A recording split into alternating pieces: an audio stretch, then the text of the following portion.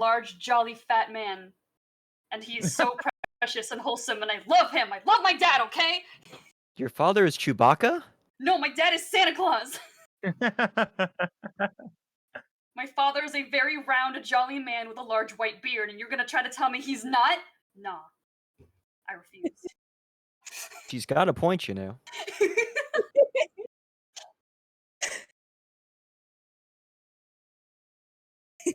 Yeah. Would you expect anything less?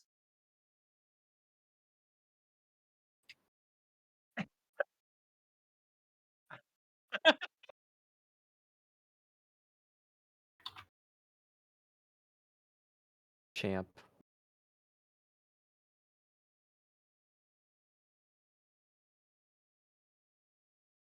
Oh no. Oh, that does not sound hilarious.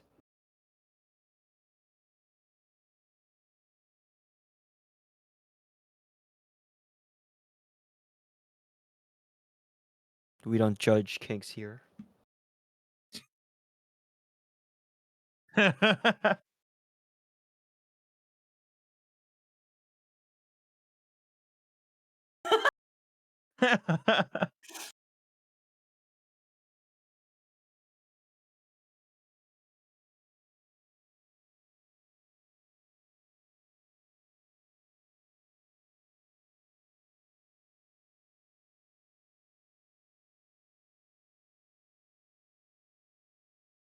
Oh, did I do that wrong? I think I did that wrong. Whoops.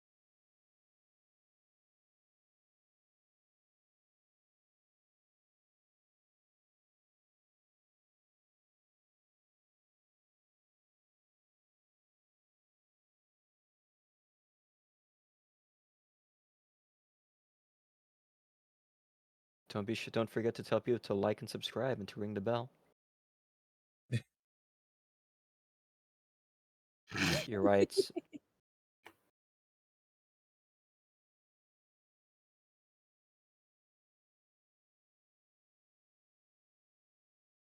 Are you?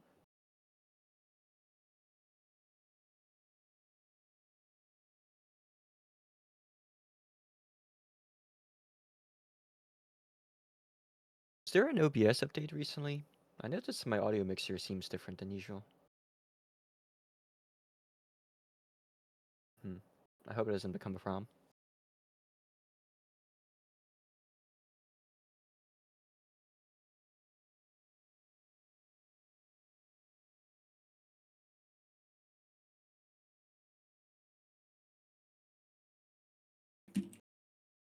That is just enough time for me to take my meds. Hold! Let's go! Pod. Wait until the last minute. I can't judge. Hey, at least you're taking them. That is very true.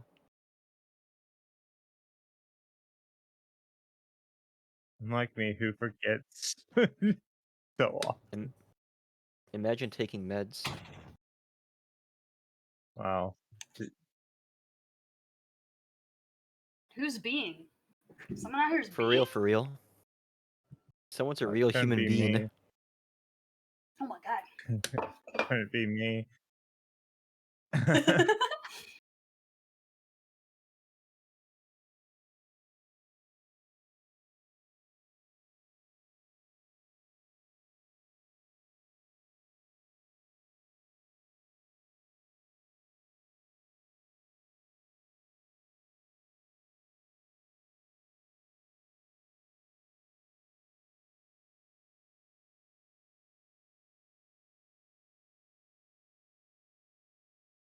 Your hands yearn for the American style keyboard.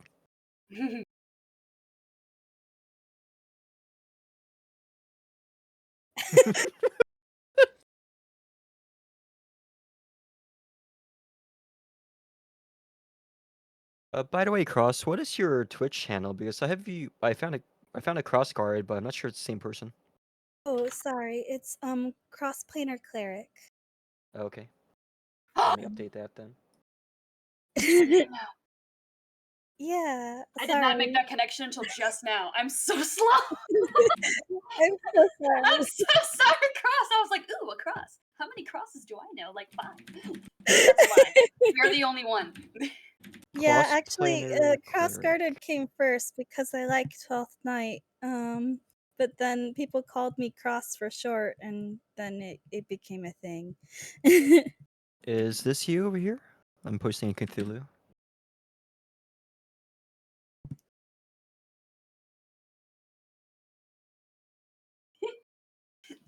Probably.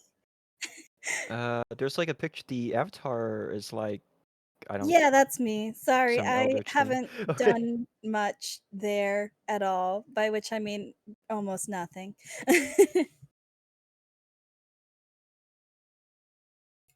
Now then, let's get started, shall we? And then I click on the thing that does this, and it brings everyone around. Hi, everyone. We are doing the thing. Look at that.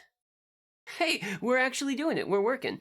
Hello, everybody. Thank you for coming to class today. I hope that everyone is doing great. I will definitely disable the crowd control widget, which is not supposed to be up right now. Thank you for that. But yes, excellent. Of course, if you are here for the first time, excellent. Hello, my name is Cosmo Bergamot. I am the Dean of the School of Conjuration here at the Temevelt Royal Academy for the Metaphysical Arts. And I am joined today by 4 of my wonderful colleagues and students for the first episode of a 4-shot Call of Cthulhu game. And how nice is that? Let's go ahead and do some... the thing where you tell who you are. Introduction, that's the word I'm looking for. Boy, am I on... I'm on the rails today. Let's start over with Nano. Nano, who are you and what do you do? Oh my gosh. What do I do? My name... Asking the real questions. My name is Nano. I am a cyber digital type fairy VTuber. I have lately been streaming a bunch of comfy games. I draw, at least I try to. And I don't know. I don't know what I do half the time. I just kind of wing it. It's a mood of That- all time. seems to track. Yeah, no reason why not. Well, excellent. I'm glad to have you back, Nano. The last time that you were here, we were doing the Pokemon game show thing, weren't we? Yeah. I look forward to you bringing that same sort of energy to our work today. Oh, Right, excellent. you asked for it. Looks directly at the camera, despairs. Next up, how about you, Lulz? Who are you and what do you do? I'm Lulz, the meme poster AI VTuber. I mostly do cyberpunk stories, or not cyberpunk stories. I usually play a lot of cyberpunk video games and fighting games. I also do a lot of collabs and do a lot of shit posting, and that will be pretty much my curse for this stream. I'm looking forward to it. It was, in fact, Lulz who was so gracious as to give me the copy of Guilty Gear that I intended to play yesterday. But then things happened and I was not able to. That being said, Lulz, I've got my fight stick working a little better this time around, so maybe we can have a little type of conversation where I play as an 8-foot tall lanky gentleman with a bag over my head. Oh dear God! Oh boy. By all means, let's go. I'm looking forward to it. How about you, Miss Lilith? Who are you and what do you do? Hello, I'm Lilith Belmera. I play video games on Twitch. I'm not doing so currently because I'm waiting for my parts for my new computer. uh, but yeah, I'm over on Twitter and Blue Sky. I have a Tumblr too, but I don't get on that. Nobody likes Tumblr. Well, I mean, I like, don't- I it's the feel like Wild it's West. not- I these do, days. but I like Tumblr. I don't think it's a good, like, if I like alternative to like Twitter for what I use Twitter for. I suppose true, but on the other hand, I would love to be there when the Twitter offices finally burn to a crisp. Wouldn't it be True. nice? Well, I'm glad to have you. It's a good place. And then finally, hey Cross, welcome to this side of the screens. Who are you, and what do you do? Hello. I'm a cross-planar cleric. I am a cleric that is unfortunately huddling on a god husk in the middle of the astral plane. So we'll see how that goes. I don't do anything currently except for try to make a connection with other people. Well, I'm sure that we're going to make that statement untrue relatively quickly, because this technically counts as like a soft debut for you, doesn't it? Sure is. I am very good at picking people to put at the table that are never the expected ones. I'm looking over into chat, and like as soon as Cross got introduced, Rev is over here like, Cross debut. And Astra's just shrieking. Oh yes, I also found enough image for my character, so feel free to. Excellent, very good. Well then, if you want to, you can go ahead and upload it into your character sheet so that it is already there. Okay. Speaking of character sheets, the game that we are going to be playing today is Call of Cthulhu 5th edition? 6th edition? I forget which. I think it's 5th. Call of Cthulhu, the most recent of the editions. It is a really good game, honestly. I don't know. I'm quite pleased with the stuff that is going to be happening for it, and I am very excited to have everyone sitting here and playing with us. So yeah, we will do that thing, all of us together. But we're playing Call of Cthulhu in a similar world to one that you guys may have seen before if you watched the last time we had a 4-shot that was not Minecraft on this channel. Back when the last one happened, it was the Ghosts of the Archive Monster of the Week campaign. Lulz, you were in that one, weren't you? I was under a different character.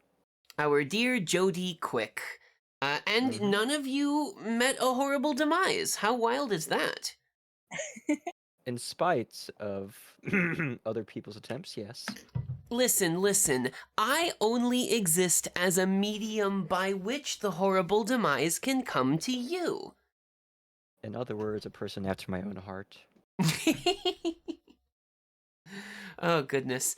Is everybody ready? Let me Yes. chug some energy drink really quick. Hands me the latest energy drink. I'm Run trying not to- faster. I'm trying not to crunch into the microphone because I'm still eating my avocados and chips. I am? Okay, actually though, students, this is a wonderful piece of information. It's so sort of refreshing No. about it. Hey Nano, What? what's your opinion on avocados so far, having just had them for the first time? I Not know. like the first time. Like the first time was like last November. Is now a good time to say I've never had an avocado? Well, we need What? to change this. We need to rectify this What is immediately. the... Okay, heck this. We're not playing Call of Cthulhu anymore. We're playing Call of Avocado. Hold Avocado? on. Okay. Is that a kind of avocado? I do have a similar experience that actually happened yesterday that you probably find just as funny. Okay, so you know pears? Like the fruit? I do know them. Yes. I've not really had a pear normally, and I had one yesterday, and I work in a school, so this isn't weird. I asked a group of children that I work with, "Hey guys, how do I eat this pear?" And they all started clowning me. That's true. I would clown you too. They were like, "You just eat it," and I was like, "Okay, but like an apple? And they're like, yeah, I guess. I mean, I cut it up, but you can do what you want. You're the teacher. That is Guys, very funny. please. When you're so used to answering questions from your teacher, and your teacher asks you a question, and you must insist that there must be a trick answer to it. Like you've never had a pear before. I'm like, I mean, I used to have them in like fruit cups when I was like small, and they were like, oh my god. They felt embarrassed for you. I got through 3 bites, and I was like, it doesn't even taste like anything. That must have been a pretty bad pear then. Yeah, I mean, like, a pear that doesn't taste like pears is just kind of like a boring, very mealy apple. So, Okay, so Pretty maybe much. so the pear I had it probably wasn't ripe then. All right. yeah, it feels Yeah, like they're the supposed to be pear that strong you had tasting. was bad. It was very tough to chew into. Also- So It's Well, that's definitely just not supposed to be fair. tough. well, shame on me. I didn't Well, know how to. I don't know about fruits and veg. Clearly, you can see I need to fix my diet. There's also different kind of pears. Like the pear-shaped joke reference is shaped sort of like a vase or something, but there are also Asian pears which are just round, Anyway, like a strange orange. And spiky. I'm sorry today. I'm sorry to immediately subvert onto the topic of fruit, but I thought you might enjoy that considering how you enjoyed the avocado bit. Listen, I do think that it's very funny.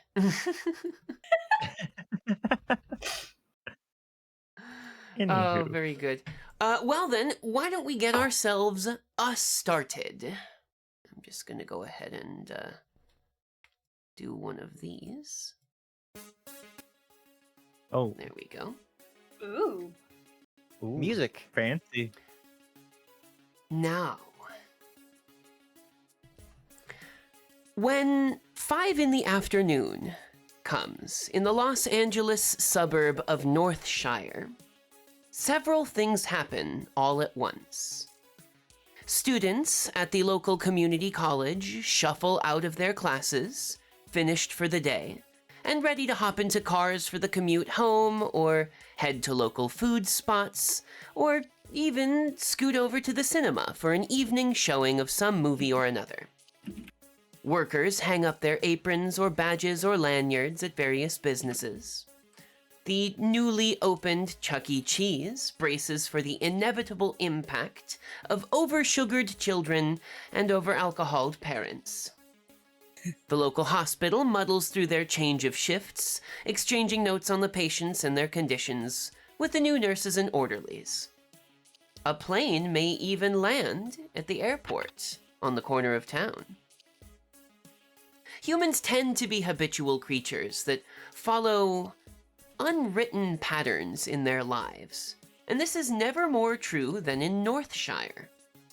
Every evening, one might expect to find the same crowd at the dive bars by the freeway. One might see the same few cars going in and out of the Kmart parking lot. The same group of teenagers might find themselves hanging out at the food court in the Northshire Fashion Center Mall. But today, something feels a little different. Engineering student Jia Lin, one of the extremely small number of female students in her field at Northshire Community College, checks her list of components one more time. The Circuit City across the street from her part-time job at the Chuck E. Cheese was a pretty good place for her. She's always able to find almost everything that she would need to make sure that the robotic animals stayed in working order. She walks through the back entrance, a plastic bag over one shoulder, into the maintenance and storage area beyond the screaming children and greasy air. Today, she's double-dipping her time, both as arcade maintenance and as a babysitter. In the same parking lot is a little Italian restaurant, where the paramedic Peter Kowalski often gets his dinner after shift. He's been fortunate to have the daytime shift for the last full week, which is very different from the usual hectic scheduling and midnight ambulance races to which he is very accustomed. Across the table from him sits the aspiring author Alex Oakes, poking at their penne alla arrabbiata with one hand, as the other flips pages in a spiral notebook full of words scrawled haphazardly and quickly. These two meet once a week here at Tony's, so that Peter can advise Alex on how to write realistic injuries for their author work, and Alex can give Peter a rundown of the few chapters when they exist. The cook, Tony himself, leans over the back of the seat with a cup of strong black coffee. A school bus pulls up at the curb, and 3 children get out. 2 of them, a brother and sister, disappear across the street into the residential district, but the third, young Mio Sylvia, approaches the Chuck E. Cheese entrance. Waiting at the doors is a young woman, the assistant manager, who waves to Mio and her button-eyed doll. Mio trots that direction and slips through the doors, then back into the storage area to meet Jia. We have 2 small parties already. Mio and Jia, and Peter and Alex. Let's begin at Tony's. Alex, how's the book coming? Definitely struggling a little bit. You've been working on it for a little while now, right? Since you came up to Northshire. Mm-hmm. How Yeah, have you and- found Northshire so far? You've been here for about a year now, almost. It's not the biggest town you've ever been to, but it's at the very least able to separate you from those distractions that you were Yeah, having to it's deal with nice. from before. It's nice and quiet, and I appreciate that.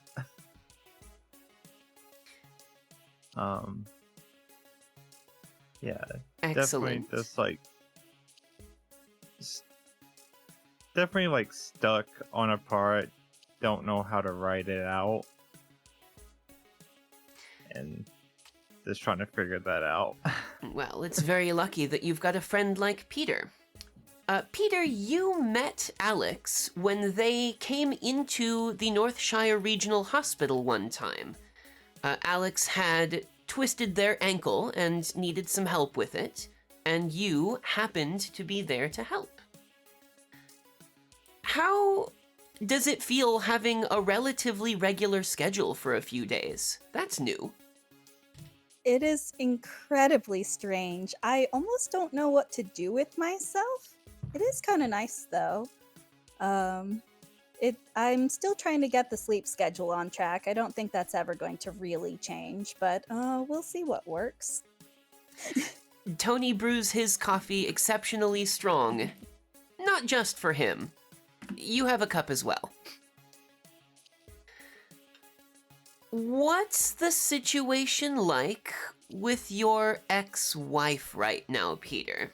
It's been a little while since the divorce has happened, and things have calmed down somewhat, but, well, does she still live in town, or has she left already? Listen. I may not know. I may be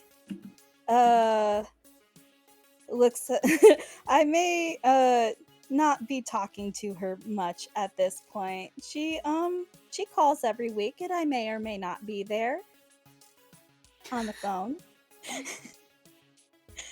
I have a very busy schedule. Sure, it's calmed down recently, but I have a very busy schedule and she knows that. It seems that things have calmed down in one way and, well, gotten a little more complicated in others. Nevertheless, it seems that things are pretty stable. The hospital recently has had a sort of rash of children who'd been coming in with injuries thanks to a new trend that they'd seen on one of the Saturday morning cartoons, where one of the main characters grabs a handful of dirt and stuffs it into another character's mouth. You've been having to deal with several of those recently. So, it's not the best version of your job that you've ever had, but nevertheless, Northshire Regional pays enough, and you don't have to deal with nearly as many, let's call them big accidents, as some of the other larger hospitals in the area. The owner of the restaurant, Tony himself, a larger Italian gentleman with sort of matted back black hair under a hairnet, wearing a stained white apron over a pair of well-worn blue jeans and a sort of like dark blue t-shirt with a sports team on it that you can't quite tell which one it is because it's covered up by the apron, sort of leans over and takes a big sip of his coffee, sets the cup down on your table and says, "Well, you know, Alex, if you're looking for a way to increase the tension, you could always just have someone burst in with a gun." You've heard this 100 times at least. Tony is a big fan of, like, cop dramas and cop procedurals. It's not exactly the vibe you're going for, but Tony's a good guy. You try to humor him. Yeah, well, I'll see what I can do, Tony. I will say that gunshot wounds are typically much more serious than they make out in the media. Yeah, is that so? I mean, I'm looking at me. I think I could probably take a gunshot or two. I think, you know, take one, boom, right in the stomach, I'd be completely fine. And he sort of, like, jiggles his stomach a little bit. He means it's to be funny. Yeah. But you don't go testing that theory. Smiles. Thumbs ups. He does another big chuckle. Go on. Certainly. I forgot what I was gonna say. Worse things have happened.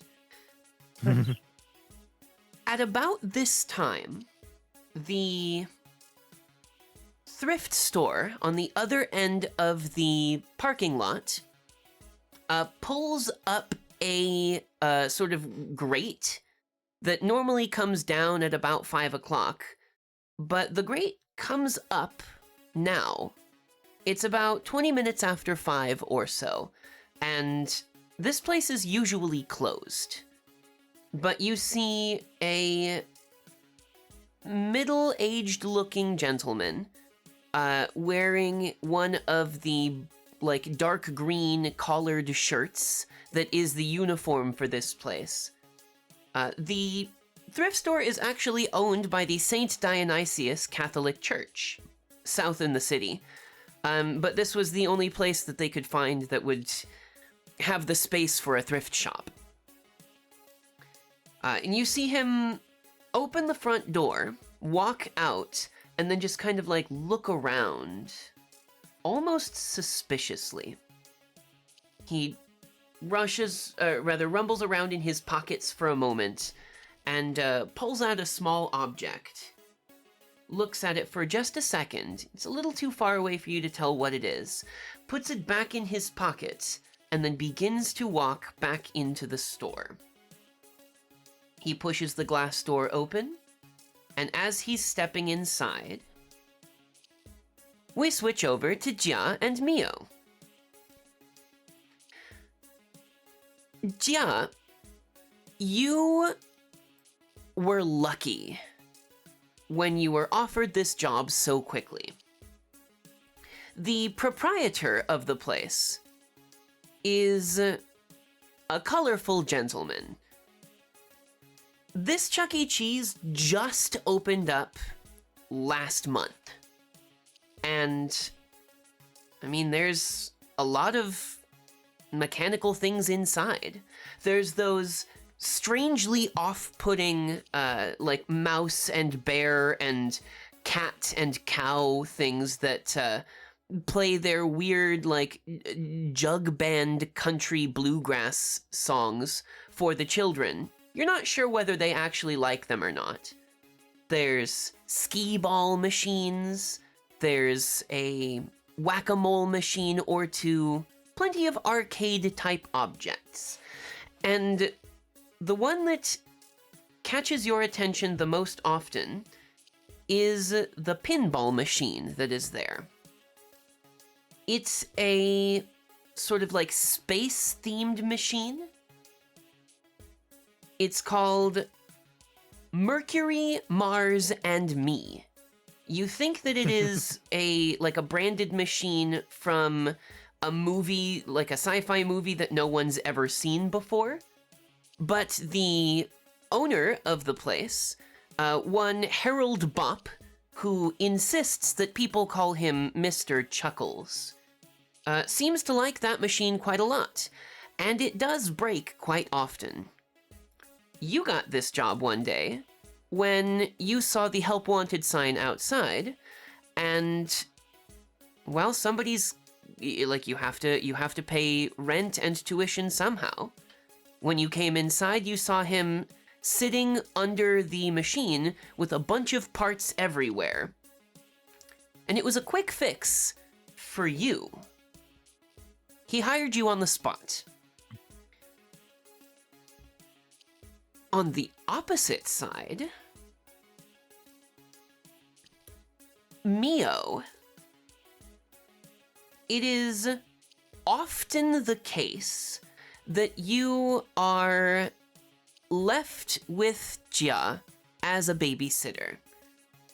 Your caretaker at the St. Dionysius Catholic Church is a foster parent. You are one of 6 children. And frankly, the place kinda sucks. The house is too small for there to be that many children. And the gentleman who is the main caretaker for everyone is also a deacon at the church. So much of the time that is spent there is spent listening to him speak about this figure that is meant to save everyone, having died at some point, and it's very sad and it's very somber, but don't worry, he comes back. It feels like a spoiler that they just tell you that, every time they talk about it. Oh my gosh. This sounds familiar. Gee, I wonder why. My poor child. My poor child. But Mio, you are the eldest of the 6 children by, you would say, maybe a month or so. Ha, nice. Superiority. And the secondary caretaker is the young woman Janet Thompson, the assistant manager of the Chuck E. Cheese. She's the closest thing to a mother figure that you've got. And she's not so deep in the Kool-Aid as the deacon. I'm sorry, what's the deacon's name again? The deacon's name is Harold Bopeep. He got teased a lot for it. Thank you. Harold Bopp and Harold Bopeep don't actually know each other, though you, having met both of them, think that this is very funny, that their names are so similar, but they are so different of people. But because Janet is often so busy doing the job of running the place, while Mr. Chuckles spends his time out on the floor trying to entertain guests. When he's not wearing his branded merchandise and clothes for Chuck E. Cheese, he wears the Chuck E. Cheese outfit and walks around with the big character head, getting pictures taken and handing balloons and popcorn to children. It's not really your thing. So you prefer sort of staying out of that environment, and it just so happens that Jia is a pretty darn good babysitter for it. Jia, you, with a whack-a-mole machine pulled into the back and the pieces taken apart for maintenance, notice your erstwhile charge come inside, her plastic school backpack over one shoulder and her trademark button-eyed ragdoll in one hand. Oh, that's so adorable. I don't know if I said that in character or out of character, but probably both. Just every time Joe sees her, just like, oh, protect. She totally would feel that way. In fact, she probably does say it out loud, just like, but then covers her mouth. But then it's like, wait, why am I covering my mouth? That's not rude to say that to a child, or to anyone for that matter. Amazing. You two do seem to get along, despite one of you being literally 5 years old. Besties. Mio, what do you like to do in the sort of like maintenance and storage area of the Chuck E. Cheese while you are being, let's charitably call it, babysat by Jia? This is answered in character, right? Correct. Sweet. I just like to watch them. I just like to watch them work. There's a lot of interesting tools in this room, and I don't know what any of them really are, but it's cool to see her put stuff together and fix stuff. On that same note, Jia, what's it like babysitting a curious but quiet 5-year-old while also rebuilding arcade machines? It's surprisingly kind of relaxed. Argia finds it surprisingly kind of relaxing, if only because this is the first time they've met anyone else that was interested in watching her work. Usually she's kind of seen as a weirdo for spending so much time on trying to recreate characters from Star Wars. But she literally has, her prized possession is quite literally a copy of A New Hope Slay. on video cassette. But also, it reminds her a lot of when she was 5, when she used to be very curious about things around the world. So she's kind of enthralled by it, and she almost feels kind of emboldened to put her best effort into her repairs, even if it's as simple as replacing a plunger spring on something. Yeah, Mio never attempts to touch anything in that room. She just, like, watches. Mio, you have an opportunity here. In this back area, there are things like wooden crates that have new arcade machines in them. There's giant sort of like big plastic nettings of balls for the ball pit. There's all kinds of things that you could play in or on. Are you the type of kid that climbs on top of stuff a lot? Or are you the type of kid that sort of tries to keep mostly out of trouble? Mostly out of trouble, because getting in trouble at the church is never good. Yeah, she knows how some of the other kids that are a little younger than her, they're a lot more like rambunctious, and she's like, I don't want to get yelled at. Yeah, when Harry actually tried to teach you what confession is. He's very sort of forward-thinking in the practices of his strange religion. He tried to explain to you what confession is. He makes everyone do it. It's weird. And so when the other kids say things like, I spilled milk today, they get punished. And the punishments aren't huge. There are things like you have to sit in the corner and say, Jesus loves me 30 times, and then you'll be absolved. Absolve is a weird word. He says it a lot, and you're still not exactly sure what it means. But nevertheless, the two of you are easy to keep it's easy to keep the both of yourselves entertained in this back room. Jia, you work on the machines, and Mio, you watch. Watches and occasionally she doesn't like mumble to her doll, but she does like interact with it very closely. Like she's always hugging it and never puts it down. Mio, speaking of that doll, what's your doll look like? It's a rag doll with button eyes. But what else does it look like? Doll it's wearing like kind of a, not like a tattered white dress. It definitely looks like it's gone through time. It's been a time since this doll had been like first put together.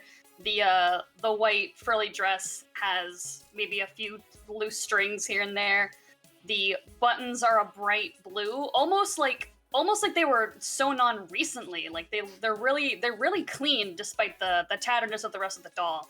And black yarn is sort of tied down its back in a sort of like double braid.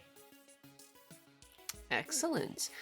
It's strange because like you've had this thing for a while now, and like you've had some incidents where like another one of the children decided they wanted to try to take it, and you had a tug of war match over it. You've seen other stuffed animals and things get damaged and tear and all of that, but fortunately, your doll has never been damaged once. You think that it might be because it's got some sort of internal like hard structure in each of the arms and in the neck. There's some sort of like weird, maybe cylindrical thing that goes into each of them. It's still floppy like a rag doll, but like each arm and each leg and the neck have like some sort of support in them. You think that might be why it's such a durable little reliable friend. Have you ever let Jia hold your doll? No. Nobody gets to hold your doll, do they? Good. No. After all, that's how it should be. The doll belongs to you. It's yours. Mm-hmm. You feel a kinship to it. The door crashes open, and another one of the assistants, a sort of delivery courier type, backs in with a dolly full of boxes of ketchup packets. He looks around. He's maybe 40 or so, got kind of like greasy hair under a snapback ball cap. And he like holds up a clipboard and he says, I need someone to sign for these. Anyone do that for me?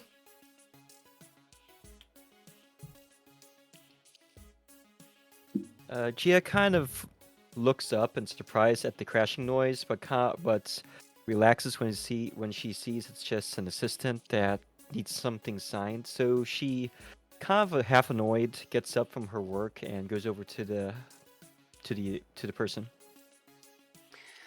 He sort of Check like the crash. He like kind of hands you the clipboard sort of haphazardly. There's a pen clipped to it. It's a receipt form. He just says, "Yeah, just sign at the bottom, huh? This is a weird looking place. Doesn't it creep you out having like weird like machines and stuff everywhere back here?" Gia wrinkles her nose and then bites her lip to try and not sound offended, try and not seem offended. Wow. On the contrary, I don't feel more at home anywhere else, she says as she glances over the paper. What does it say aside from the signature line? The top of the form has the name of the delivery company, which is Frogman Delivers. It also has a list of several objects that are the receivables. In this one, there's 16 boxes of various condiment packages, and also one crate of skee ball parts. The gentleman sort of like taps on his head, like on the brim of his cap, and he goes, "Listen, I got another deadline to get to. You want to like just really quick like help me grab the rest of these boxes and I'll get out of your hair?" Gia thinks nothing of it and then signs on the line and says sure. All right. The two of you head outside into the parking lot, where a delivery truck with a gigantic green sort of like "hello my baby, hello my honey" style frog is painted on the side. Oh no. The back of it is opened up and there's tons of boxes inside. Mio, do you follow? Do you watch from inside? What do you do? Gosh, what do I do? She just waits. She doesn't go anywhere. Okay. From your standpoint, Mio, you see through this door the almost entirety of the parking lot. You see across the other end of it, there's the restaurant that people go in and out of. You see that there's like a shop that whenever you walk past it sort of smells like the back of an old person's closet. People bring like old and new things in and out of there all the time. There is the electronics shop that Gia has taken you into once or twice. And as you are looking out, a long black sedan rolls into the parking lot, settling in front of the second-hand shop. A man in a crisp black suit with a sort of lumpy-looking duffel bag steps out of the driver's seat. Peter and Alex, you have a clear and perfect view there. And something feels off about this guy.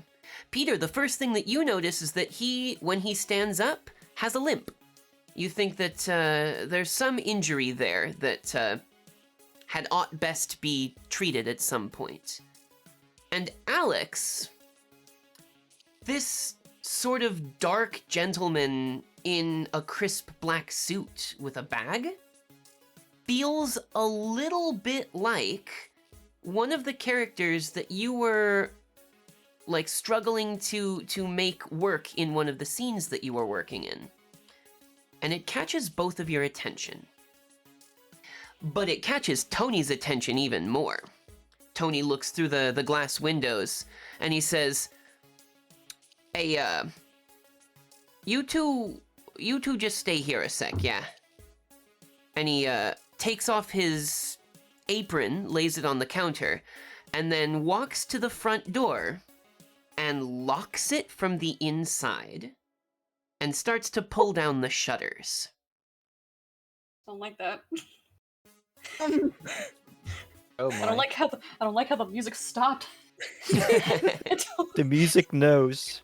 I don't- The music's trying to warn us. Oh my god. I Ja. share a look with Alex. Like, that's clearly not normal, right?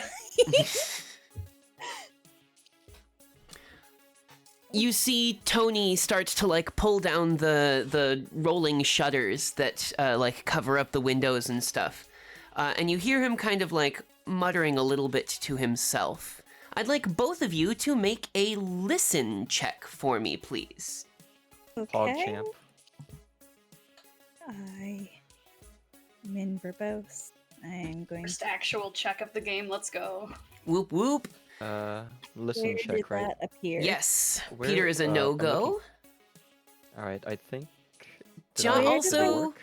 The The Oh no. the results of the rolls that you do are in the chat tab of the stuff that's in the upper right hand corner.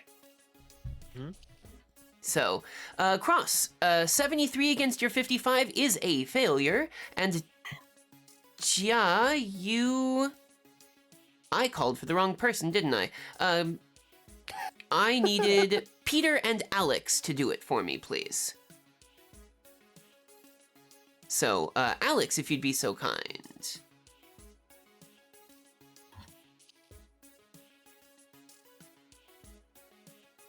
Lilith, you with us? Huh? Yeah, sorry. No worries. Lilith, if you could make a listen check for us, please. Okay.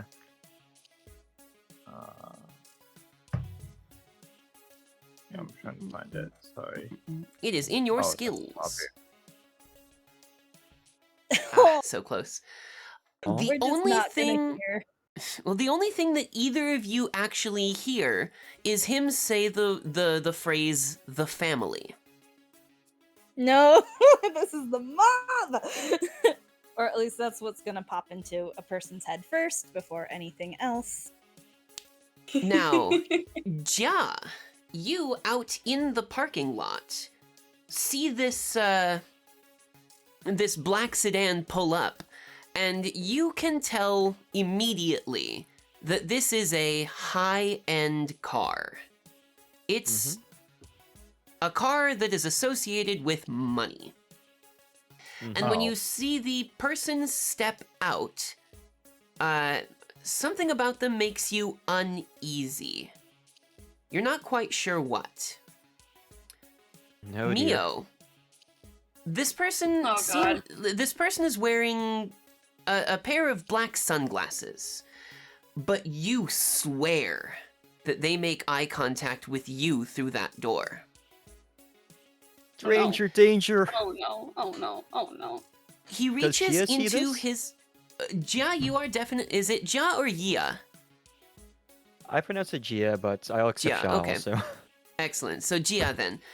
Gia, you definitely note this gentleman sort of acting out of place. And he reaches into his pocket and pulls out something long and shiny, maybe 6 inches or so. Peter and Alex, you both see this is a fork. A normal metal fork. And he looks at it for a moment and then flicks it up in the air. When it clatters to the ground, you see him lean down and study it for a moment. Then scoop it up, put it in his pocket, and look up at Mio. He begins walking towards the side door of the Chuck E. Cheese, reaching into the bag and pulling out what is obviously a handgun. No, Bruh. no, we're not. Oh, no. no, no, no, Oh, no, no, Is no, the no, no, option no. to dive into the ball pit still available? I mean, you certainly could. like, I feel like I'm getting a serious sense of, oh no, coming from this guy. I'll tell you what, you 100% are getting the oh no's. The instinct is to hide. The instinct is to hide immediately. Oh, The man. gentleman begins sort of walking with a limp almost towards the entrance to the Chuck E. Cheese. Peter and Alex, you see Tony, like, almost flinch as he sees the gun, but then when he sees he's walking away, Tony unlocks the door, puts the key back in his pocket, and pulls up the shutters. And he says, "It's just my imagination." Listen, you two, I think we're gonna close up early today. I think I got some stuff I gotta do, huh? Tell you what, your food's on me. Why don't you two just, kind of hop out of here, yeah? Just, get out of here. Skedaddle. Take care of yourself, Tony. Yeah, I intend to. You two, too, yeah? You stay away from whatever's going on over there. And he No, sort of, that guy? he like, kind of crosses his arms and taps his foot almost nervously. Know him? Tony bites his lip for a moment and says, "Nah, never seen him before." Fire. Okay. Well, all right. I'll see you later. There's a sort of nod. And then he just kind of, like, turns and, messes with some things behind the counter. He sort of is expecting for the two of you to leave. Like that a guy with a gun is entering a place populated by children. I think I want to go on over there. Tony, I swear to God. Yeah, I was gonna say, Gia, now that you are looking up, you see the gun. There's a gun now. This gentleman is walking towards you with a gun. We should call the police. call the police. They're not gonna get here in the next few seconds. Does Gia know that Mio is also outside? Mio's inside. Yeah, Mio is still Mio. inside. There's just like a straight she's still shot inside. through the door that like Mio can see directly out of, and so too can this gentleman see. She is going to book it like crazy towards the door. Hey! What's with the hurry? The boxes! And then he looks over, sees the guy with the gun, and goes, "Oh no, I ain't paid enough for this." And he slams the back of his truck shut, scrambles into the door, and floors it out of the parking lot. Oh. Gia, you scramble inside the side maintenance door. And she's gonna try and lock the door while saying in a very hurried but a attempted calming voice for Mew to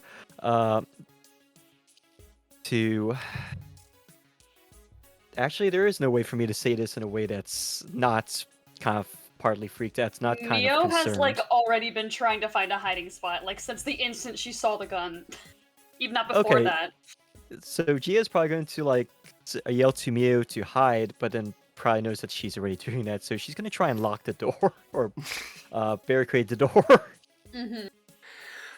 Mio, when you dive into, it's not the ball pit itself, it's like a big net bag full of replacement balls for the ball pit.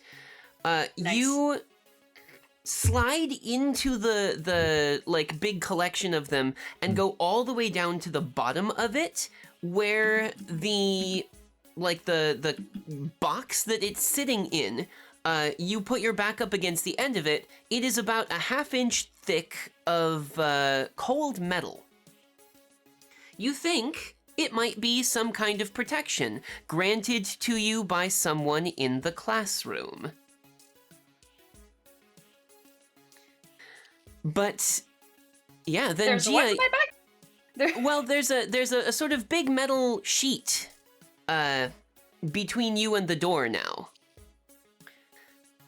Thanks to Knight Gardenia in the chat redeeming the bless redeem. I knew that I had ought to have. What does that look like then? So I'm in the back of this bag of balls, and there's just like a metal sheet has just poof. It's not that it's appeared, it's that like next to where the big net of balls is, there is a metal box, and you are like, you put your back up against it and it has shielded you from the door. Nice. Pog. You really put a bulletproof vest in the ball pit, Aster. Listen, Gia, you slam the door shut. Make a luck check for me, please. Oh dear God. Oh, here we go. Here we go. Yes. Oh my God. Lucky. This door has had some problems staying shut for the past like couple weeks or so. And when you slammed it shut, the only thought in your mind was, oh, please latch, please latch. And you heard the click. It does latch shut. Sigh of relief. Peter and Alex. This gentleman is maybe 20 feet away from you. Walking purposefully, somewhat slowly, his back towards you. And you hear him now, breathing erratically. I've got 4 hours. Just 4 hours. I only need one. I only need one of them. And then I'll be okay. 4 hours. I only need one. Okay. Good. I can do this. A few more steps. The gun in his hand is trembling. I'd like, hey there! Good. Oh no. Oh boy. You raise your voice. And, Peter, you've been through some stuff as a paramedic. So, like, things don't really surprise you very much. But when you raise your voice, the gentleman whirls around and points the gun in your direction. And you see now, when he turns, the glasses slip down just a little bit, and both of his eyes are pitch black. And he goes, "What do you want?" Okay. Whoa, just calm down. Yeah. Immediate regret. Just immediate, like- like, oh. Raises hands like, hey, you seem to be a little distressed there. Was wondering if you wanted to go to the hospital with me. No, don't. I don't have time for this. I just need to get one of them.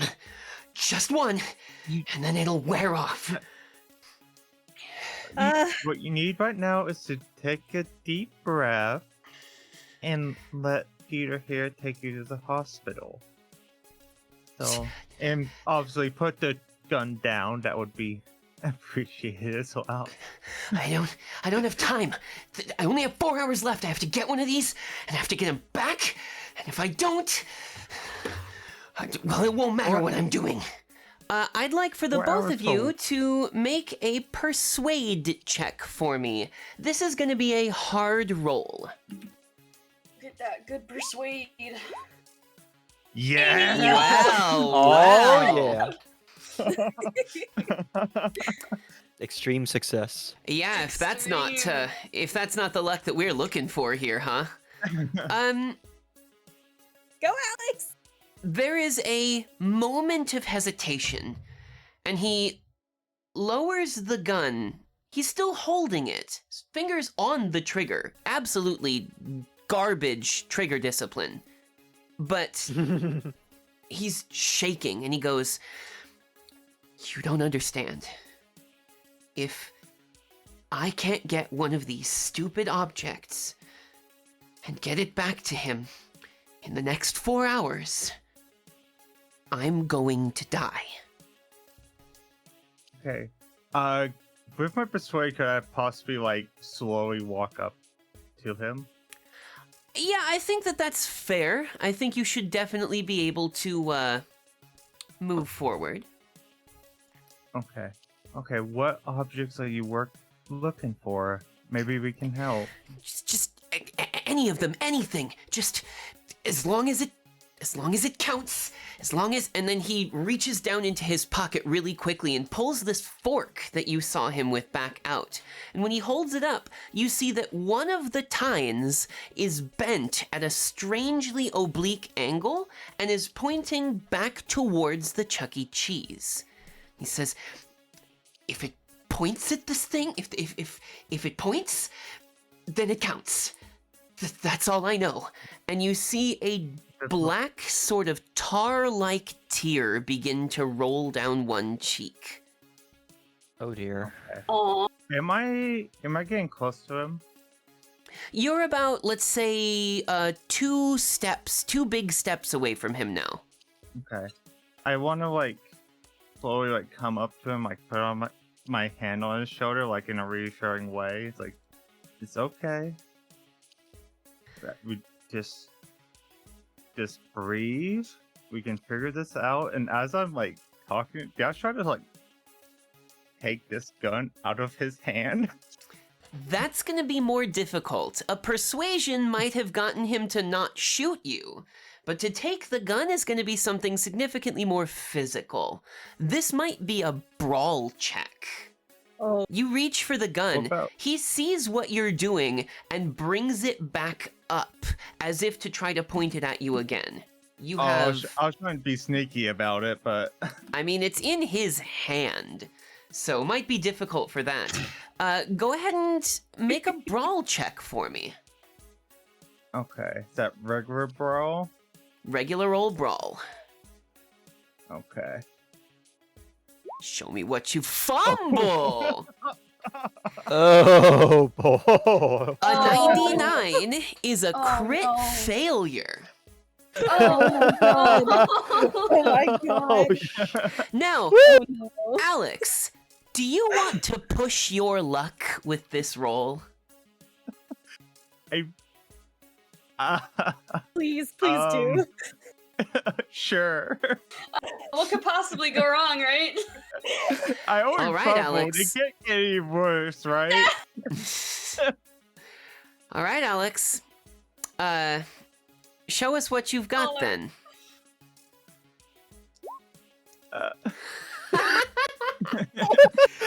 You reach for the gun, and he slaps your hand to the side, pulls the gun up into your face, and pulls the trigger, and click.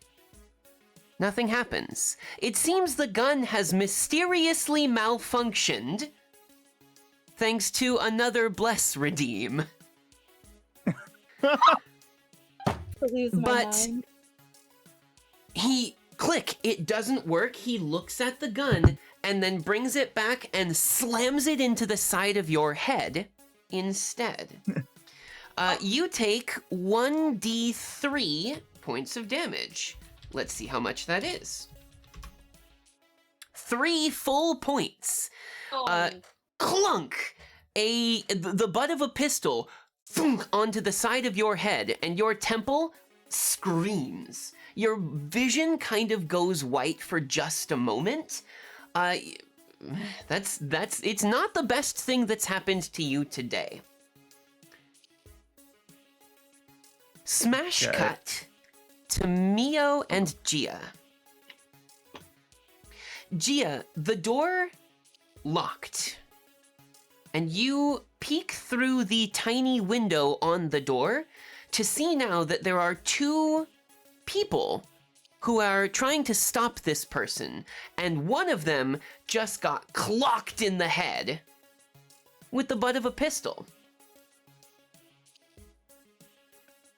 You saw him try to pull the trigger. Something didn't work there. But if that means the gun is empty, or if it means that it's jammed or what, you're not sure. It makes you feel simultaneously a little better, because if gun doesn't work, then gun is not a problem. And worse, because a mechanical malfunction in a gun is very easily cleared. Mm-hmm.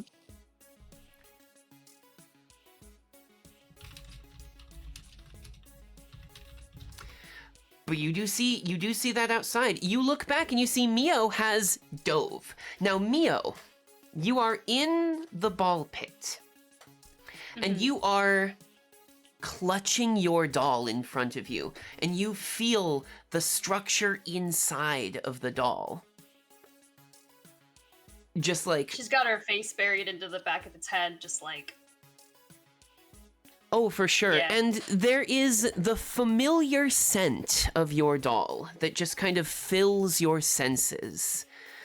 It's fabric and like pine needles and just a teeny little bit of oil, maybe, or meat almost.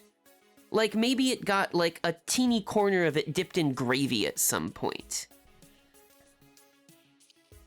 And your fingers tighten, just clutching this doll to you. And when you open your eyes, you see this man from about 5 feet behind or so. You see him struggling now with the 2 people in the parking lot. I see this? Just With for my eyeballs? like a half a second. Oh. I need you to make a sanity check for me, please. Oh boy. How do I do that again? Click on the sanity on your character sheet and it should roll it directly for you. You need to turn edit mode off if it is on. Oh. Got it. Slay. There we go. Thug life. Thug life chose me! Strangely, Mio, this is not the first time you've had little flashes like that. Mm-hmm. It's always been when something is threatening you. Whether it's one of the kids at school being a bully, or whether it's that one time that a big scary dog chased you down the street, or in this case, when a man in a black suit with a gun is coming after you.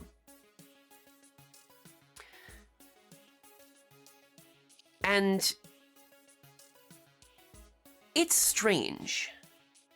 When you squeeze the doll, this is the first time that you've been in a situation where it's been doll squeeze o'clock and you've had a flash like that. And the urge rolls over you to just squeeze a little harder.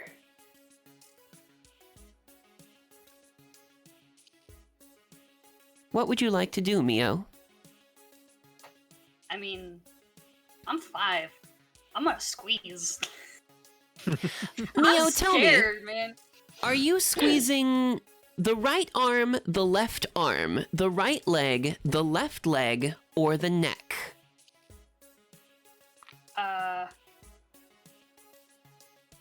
She's kind of got like, man, I guess closer to the neck, because she's got, I imagine that she's got like her arms kind of around it, like around the whole thing, and then just like pressing it like up close. Very good. Mio, you squeeze the doll, your eyes shut as tightly as they can go, and you feel a tiny little on the inside of the doll. Would you kindly use 1 magic point and make a power roll for me at hard difficulty? Okay. Okay, so use a magic point? Correct. So you temporarily reduce the amount that you've got by 1. And then, yeah, make a hard power roll for me. Oh, shit. Oh, sorry. I started pressing buttons like a dummy. Okay, and then a hard power roll. Slay. Pog. Well. If that's not exactly what we are looking for. Oh, I don't know if I like that. I do.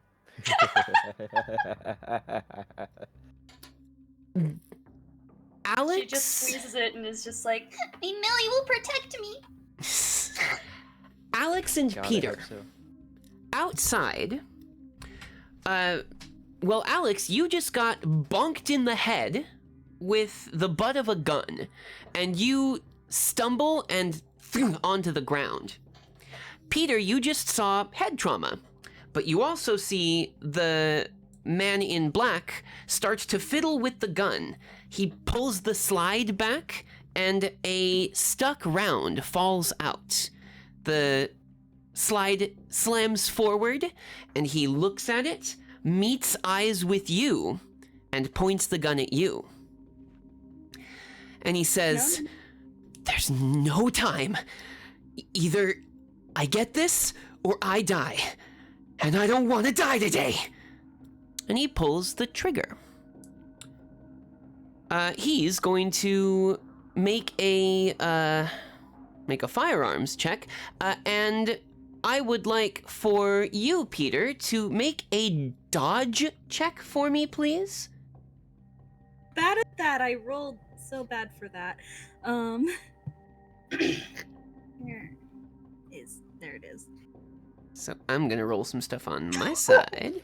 Yeah. Oh, wait, no. Oh no. Boy, oh boy.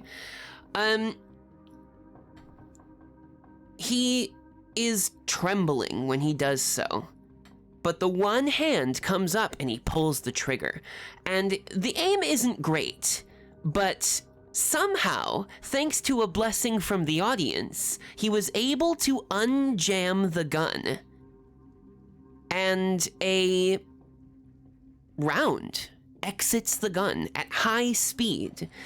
Peter, you try to spin to the side, but you feel the sudden thunk white hotness of the muscle on your right thigh just erupt. You've been shot in the leg. You are certain that it did not hit your bone, and thank the stars for that.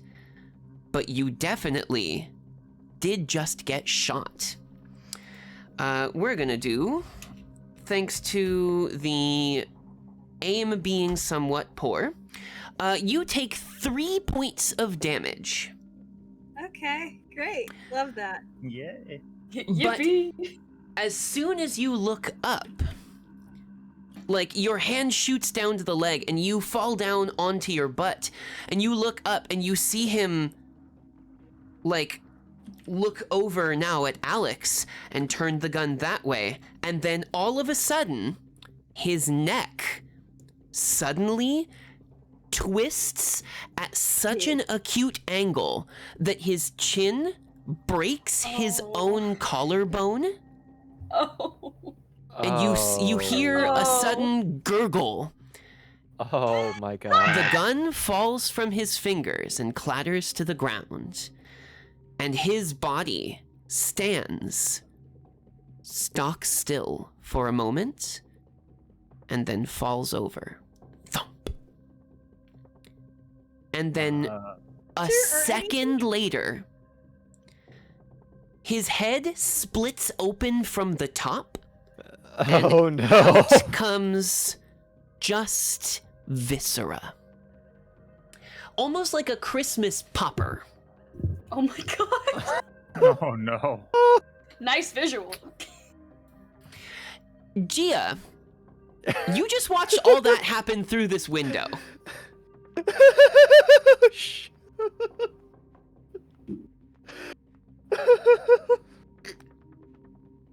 There are now- At this moment. There are now Yes, at this- 2 injured bodies and 1 definitely dead body out in the the parking lot.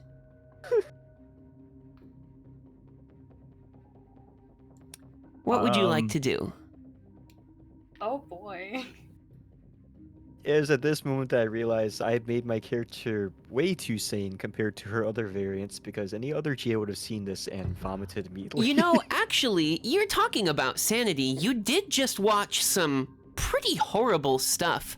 I think I'd like everyone but Mio to make a sanity check for me, please. That's what I was wondering. I thought you were going to make us do a sanity check.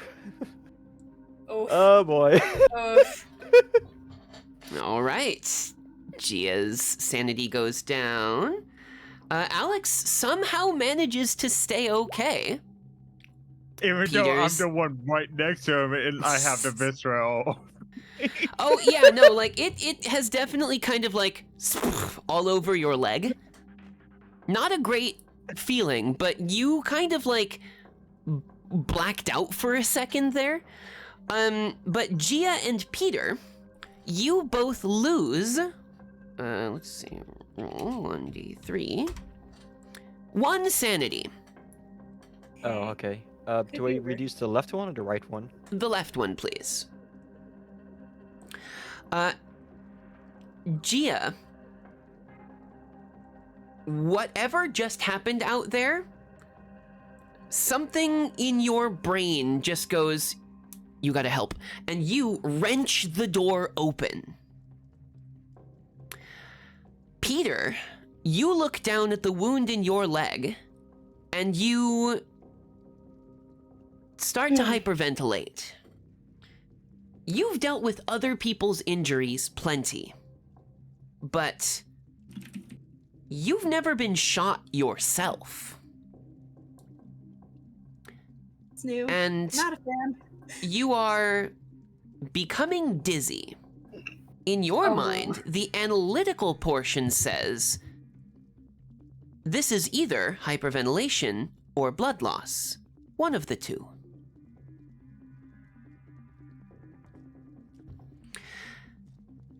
And Mio. Something feels different now. You feel exceptionally relieved. Like whatever problem was coming isn't a problem anymore. Like waking up from a bad dream and it's just gone. The weight is off your shoulders. On the other hand, you look over and you see Gia, like, burst the door open and take a couple steps outside. She's gonna crawl out of the place. She's gonna crawl out of her hiding place and just very carefully, like, head towards the door and go, Lawler, what are Gia's pronouns? Gia uses she or she her. Okay. Yeah, she's gonna approach the doorway and just very quietly go, Miss Gia? That voice kind of snaps you back, Gia. Gia kind of blinks, kind of takes a quick stock of where she is, and then turns around to see Mia. Sorry, how do you pronounce that? Mia or Mio? Mio. Mio. Yeah. Mio, poking her head out of the door, and blinks, and immediately kind of turns back to motherly mode. It's like, "Oh, honey, please stay inside. It's not safe out here." She just goes, Yes, it is. The danger's gone. And like Gia's immediately is about to argue, but then she thinks like, technically that's true, but also she does not say that out loud. it's like, I mean, you're right, but how do you know? You basically see her like she's about to retort, then she stops mid sentence. It's like, you're right, but please. Okay. There is a sudden exodus as the gunshot has gathered a lot of attention and everyone is fleeing. Tons of people pouring out of the Chuck E. Cheese, the Circuit City, people like scrambling into cars and like jettisoning out of the parking lot. you see Tony in the restaurant, like, standing at the door, and you see him, like, wrestling with himself. And then he finally just pushes the door open and, like, dashes out over to you two, Peter and Alex. And he looks over at you, Alex. He says, "You okay?" Yeah, I'm fine. I just got hit inside of the head. They are You bleeding? Nothing I'm not used to. No. You're not bleeding, you're okay. Nothing to look All right, at. help us here, help us here. not. That's not how that works. Because there's Oh, no good. blood. That's not how that works. Tony grabs Peter under the arms and sort of drags him over to the side and sits him down on one of the plastic chairs outside of the restaurant. And then he kind of like runs his hands through his hair, looks down at the wound, and then looks over at Gia and makes eye contact. Now, Gia, you've eaten at Tony's a couple times now. You know Tony. He's an amicable fella. And you see him, like, meet eyes with you, look over at the body, look back over at you, and then just go, "Oh, God." And he motions for you and Mio to quickly come over.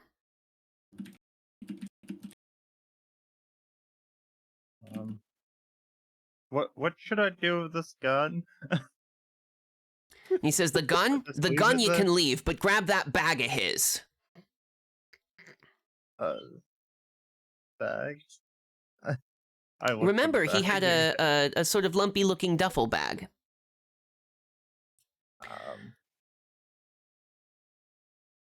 I'll grab it, I suppose. You wrap your fingers around the handle and pick it up. Bring it right on over. Now,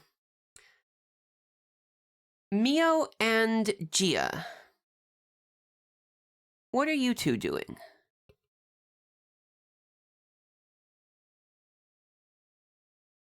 Mio reaches up and kind of like grabs like their sleeve or like like kind of nudges their arm, just unsure. Aw.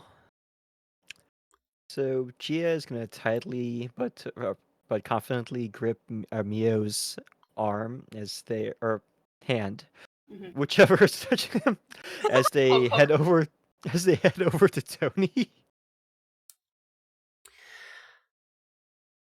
In I a walk right past the corpse, like it's cool. yeah, you know, Don't look at the corpse, honey. you know, Mio, like, this doesn't feel weird. You think to yourself, this should feel weirder than it does. And He's you just gone, see, so it's okay. you see in his hand, like the hand that was clutching the bag, there's still a shiny metal fork with one of the tines bent, pointing directly at you. Oh no. I kind of want it. You reach down and pick it up, and the tine straightens immediately. And then there's almost like a protectiveness that comes around it. Like you know how close your doll is to you. And you feel for just a moment that this fork is almost, maybe, just as important. Like, you don't want to give this to anybody. Mine now. Tony tears a scrap of the white cotton tablecloth and uses it to make like a tight bandage tourniquet around the wound, which is a all the way through type wound. The entry and exit wound, still bleeding. And then says, all of you guys saw that. Which means all of you guys is gonna have some problems coming up. Yous better come with me. And So I he... should grab that gun. Nah, leave the gun. Gun we don't need. Gun you should not have. Don't put no fingerprints on no gun. No, he's right. He's just a dangerous coming our way. It ain't danger that can be fixed with a gun. You better come with me. Oh. And he grabs the plastic chair by the arms, lifts it up like it's nothing, and takes you, Peter, into his restaurant and sets you very gingerly down. He grabs the first aid kit from behind the like kitchen door and sets it down on the table next to you, and he says, "You's probably better at this than me." Reach for it.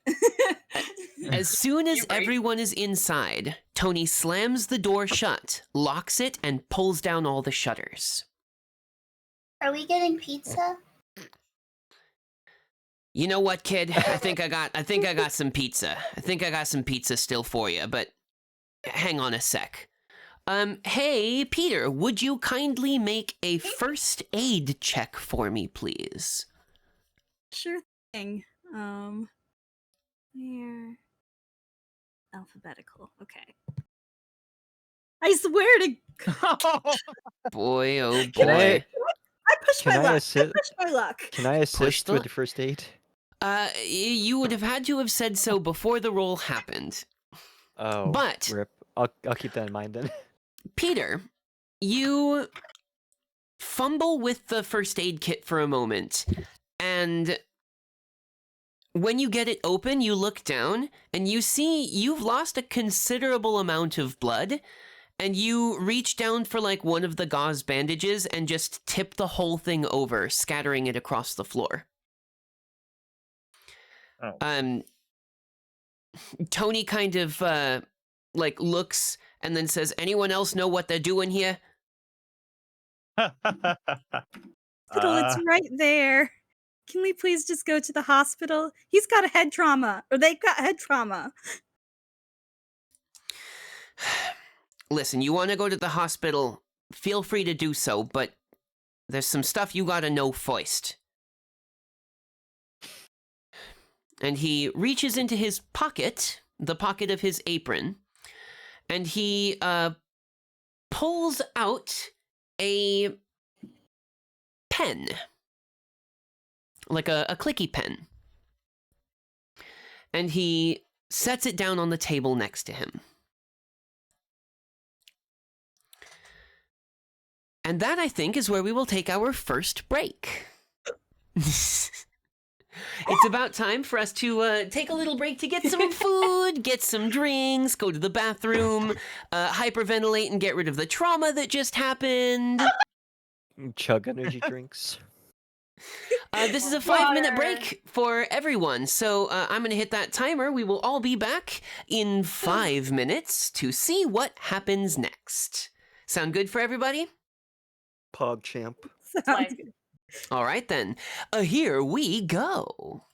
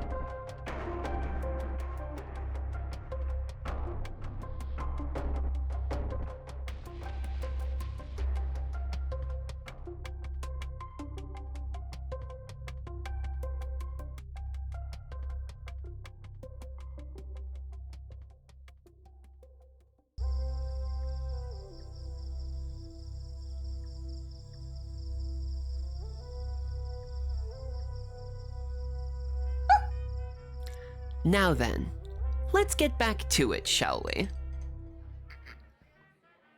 And there we go. We have returned, everybody. I hope that everyone had a great little time during break, being able to do things like go to the bathroom and get drinks and get snacks and feel the catharsis of not being in a gun situation anymore. For now. I mean, Oh, boy. we still have the wounds. Yeah, well, how's everyone doing so far? Are we having a good time so far? Is everything doing okay? Indeed. Yeah. For a given value of good times, I suppose. Are we getting pizza? Amazing. Dude, that voice, by the way, Nano, like, That voice Chef's is perfect. I'm kiss. so jealous. top tier. Like, Oh, good. besides the fact that I wanted to play the token scary child because this is a horror-based thing, I am very proud of my ability to sound like I just ate a bottle of helium. I know what that. And so I was like, how can I? These homies, they like my voices. How can I, baby? Perfect. Yes, the wish role I I was could. made for. It kind of feels great Amazing. to play a mostly normal character in a most definitely not normal setting for once too. Because I almost never do this. Yeah, you know, once in a while you can be somewhat normal. Somewhat. Imagine being normal. Couldn't be me. Is everyone ready to get back into it then? Yes, Mhm. absolutely. This is so fun. Yeah. All Let's right. do it. Adding. Tony wraps a clean kitchen towel around the gunshot wound very tightly. It says, I ain't a doctor, that's your thing, but this should probably help. Hang on. And he takes the pen, looks around, makes sure that you guys are the only ones that are there, and then he opens the cash register and puts the pen inside, underneath a bunch of the money, and then closes it. And he goes, okay, seems like yous guys is gonna have questions. And I think I'm the only one round here who's gonna be able to answer even any of them right before you start. So, I am afraid to be the one to welcome you to the world of artifact collecting. And it ain't my favorite thing. And nobody does it on purpose unless they be kind of crazy. But you're in it now. And he looks over at the fork that Nano has got. It's Nano, wow, that Mio has got. And he says, I'm Nana. I'm hey, Nana. hey kid, tell you what. You take that fork of yours and you flick it up in the air, I'll give you a slice of pepperoni, huh? Can I still keep it? Oh yeah, sure, kiddo, it's yours, it ain't mine. I've got a bad feeling about this. So I say in character. she steps away from Gia and just like doll in one arm, fork in the other hand. I just throw it? Right up in the air, kiddo. Okay. And she just like her little baby arms just like as high as a kid could throw a fork, I guess. Like towards the ceiling, and then kind of like ducks away, afraid it's gonna hit her head. Local child districts. The fork sails in the air for a moment, tumbling end over end, and then clatters to the tile floor. And when it does, all 4 of the tines bend.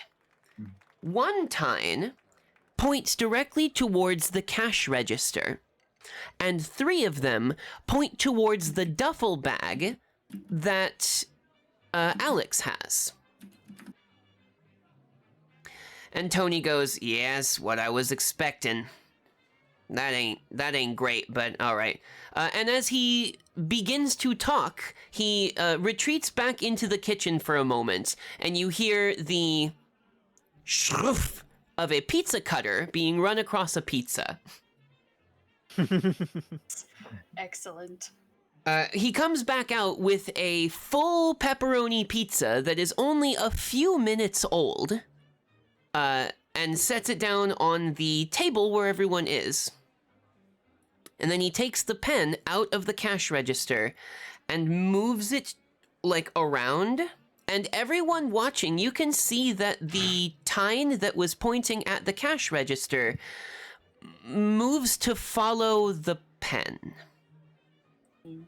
Is And he part of it goes- still pointing at my? Is part of it still pointing like at me? No, there are 4 tines. Oh, One okay. of them is pointing at the pen, and the other 3 are pointing at the duffel bag. Cool. And Tony goes, I didn't think that this was a real one. I thought that they'd made this one up, huh? Welp. Ladies, gentlemen, and everyone who's had the good sense to do away with that whole biz. That little fork there, it's like a divining rod, almost, right? You use it to find artifacts what ain't yours yet. Like this one. And he holds up the pen. It's like a dark blue Bic clicky pen. Nice. And he, like, looks at it for a moment and he goes, any of you's got like a weird thing what does weird stuff? Gia just puts her hands on her hips and looks at you like a weird thing that does weird stuff. Listen, I know it ain't the most detailed of explanations, but, like, that's pretty much how it sort of rolls out here. Here, let me show yous. And he walks back into the kitchen and comes back out with a paper bag on the outside of which says Ave brand popcorn kernels. And he pours like a handful of them into a cup and then sets the bag down on a table, takes the cup, walks 5 steps away from the bag, and then goes, now watch this. And he holds the pen up and clicks it. And instantly, every kernel of popcorn in the cup bursts into popcorn. Gia blinks again because she cannot believe what she has just seen, as in literally not. Her brain is struggling to deny that this just occurred. Mio Yeah. takes the hands of her doll and like claps them together and goes, Did you see that? That was magic. The solid structures inside of the arms clunk sort of muffledly against each other. Thump, thump, thump. Oh, Yeah. honey, there's no such thing as magic. Yeah, I sort of thought that was the case also, but well, you know, looking at what we's just sawn outside, I think you's gonna be pretty hard pressed to keep that belief up, nah. I don't know what if it's magic as what, but well, they something. And he takes the pen and puts it back in his pocket, and he goes, I got one of them, now I can't get rid of the dang thing. Seems like one of yous has got one as well, and he looks over at you, Mio. And he says, this fork is pointing sorta directly at yous, little kid. You got something what does weird stuff? oh, hold on. I don't think so. Well, it looks like maybe that doll of yours is gonna be one of them. So, As soon as he like mentions the doll, she like instinctively holds it tighter, like, you're not taking it away from me. Mio, when you hold it tight, you feel the sort of like weird grinding sensation of something being broken on the inside. Oh dear. Again. And he goes, whoa, whoa, whoa. I ain't looking to take nothing from nobody. This thing here, and he holds the pen back up again. He goes, this is useful sometimes, 'cause it ain't one of the big ones, you know? But like, I ain't looking to get mixed up into any of this any more than I already was.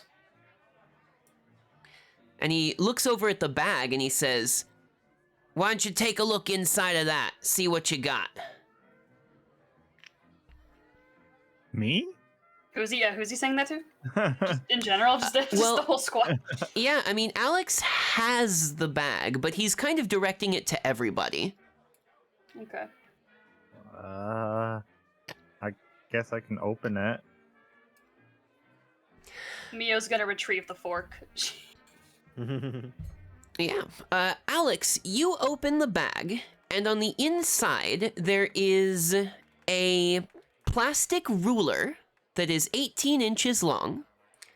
A sort of like a wooden cooking spoon, and a very large pair of bifocal glasses.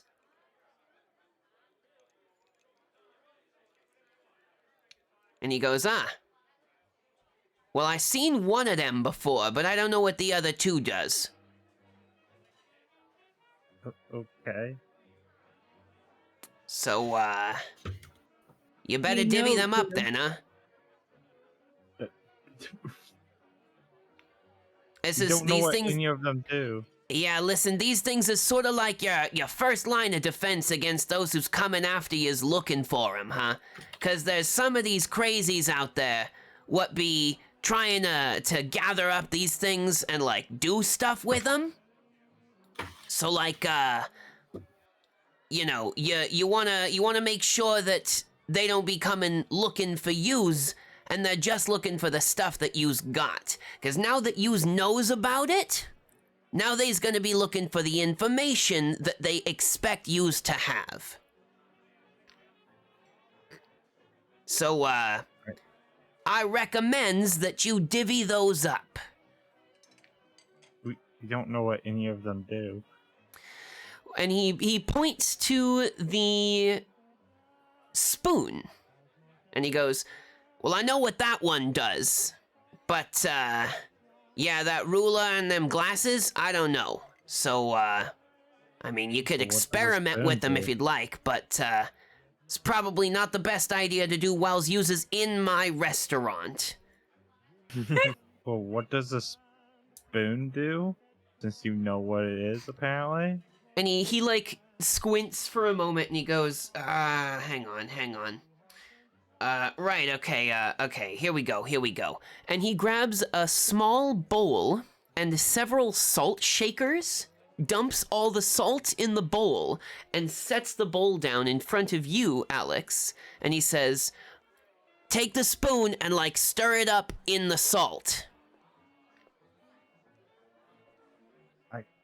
Oh, okay. I'll do so, I suppose. When you dip the spoon into the granules in the bowl, a sudden sort of rush of adrenaline goes through your body. I would like for you to spend 1 magic point and make a hard power roll, please.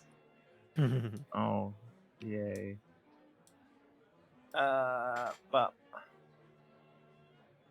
Show me what you've got. Oh. That power roll's not looking good, but do you want to press your luck?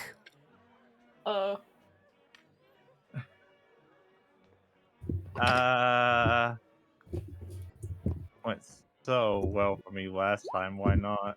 God damn. Oh boy, so close. Oh no. You feel this, like, jolt kind of run up your arm and into your chest, up into your eyes. And I need you to roll a d6 for me, please. Oh, yay. You technically did do better, too. You find yourself sitting in Tony's restaurant. The radio is playing, and it is narrating the baseball game that was happening yesterday. And you see a sort of like maybe mid-30s woman with long black hair sitting at one of the table with 2 kids. And one of them grabs the like shaker of pepper flakes and dumps the entire thing into his mother's Pepsi drink. And his mother just takes a deep breath and then picks up the drink and sets it back down on the counter. And you see Tony walking back up with another cup. And then, boom, your vision returns. And he goes, "So what'd you see?" Your restaurant? Yeah. When? What kind of stuff was it, huh? Some kid dumped pepper in his mom's drink, I guess? Yeah, I remembers that. That happened just yesterday then. So you got the one that just lets you seize what happens yesterdays. Yeah. When you stirs this spoon into like a container of like dry granulated stuff, like sand, salt, rice or something's like that, it shows you what happened in that area some time ago. Okay. So there's the first ones, huh? I don't know what the other 2s do, but you should divvy them up, and then I thinks I'm gonna drive at least the 2 of yous, and he points to Alex and Peter, over to the hospitals real quick. And then he looks over at you, Gia, and he says, You wanna come along just in case? Seems like you've been, kind of wrapped up in what's been going on, and, well, the first night's always the most difficult.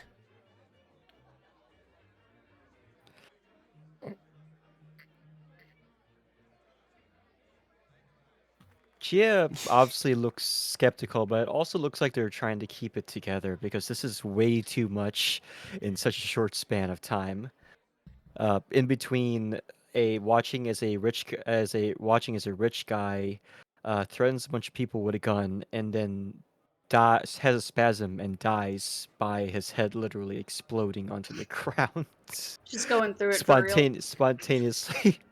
And now, having been shoved with all this magic stuff, which she vehemently doesn't believe despite it happening right in front of her, she says, Can I have one of those slices of pizza?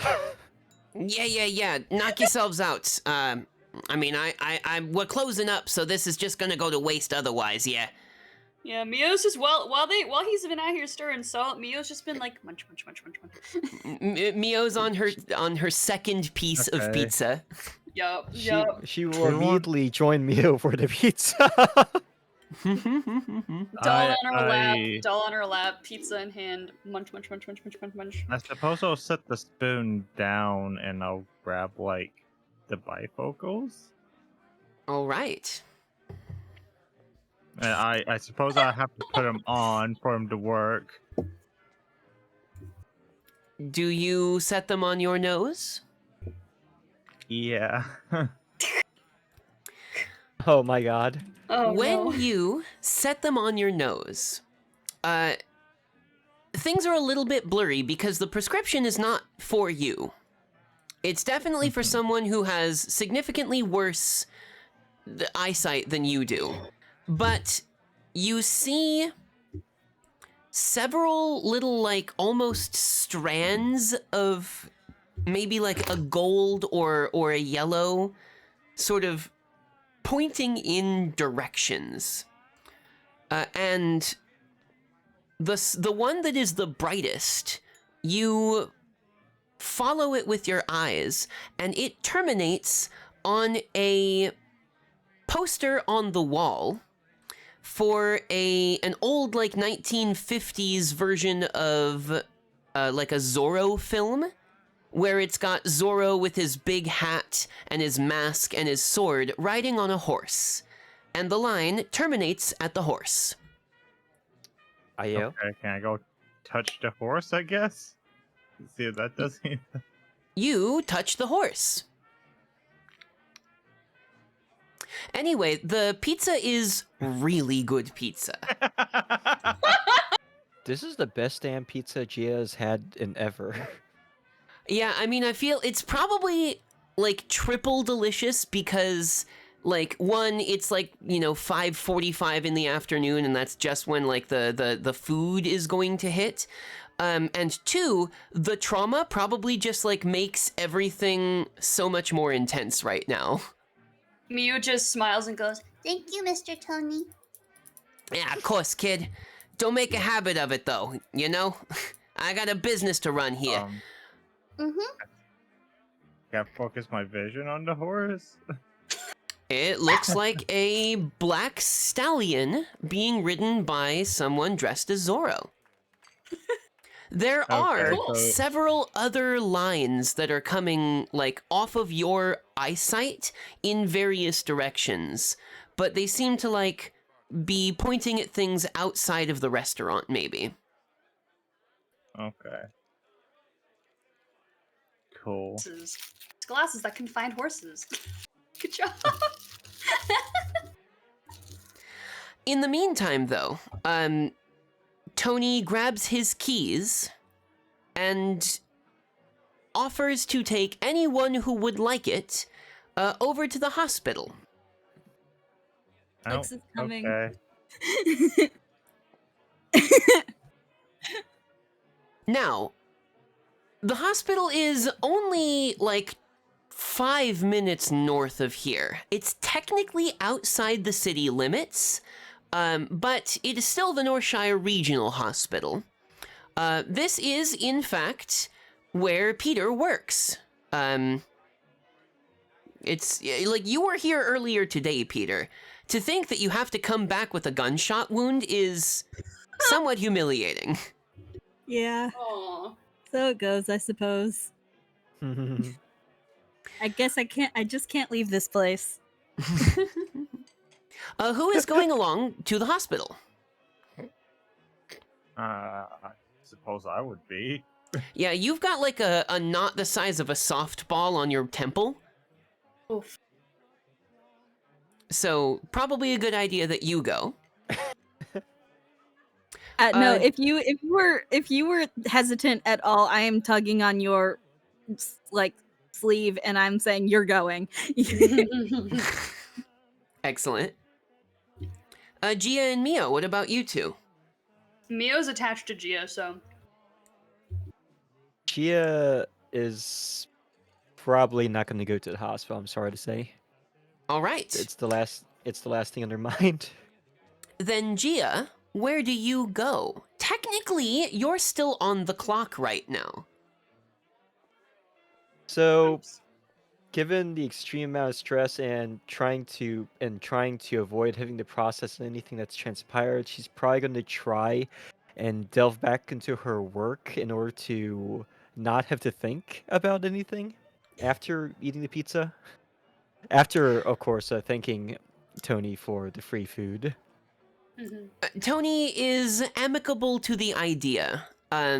It seems like there's a lot going on behind his eyes right now.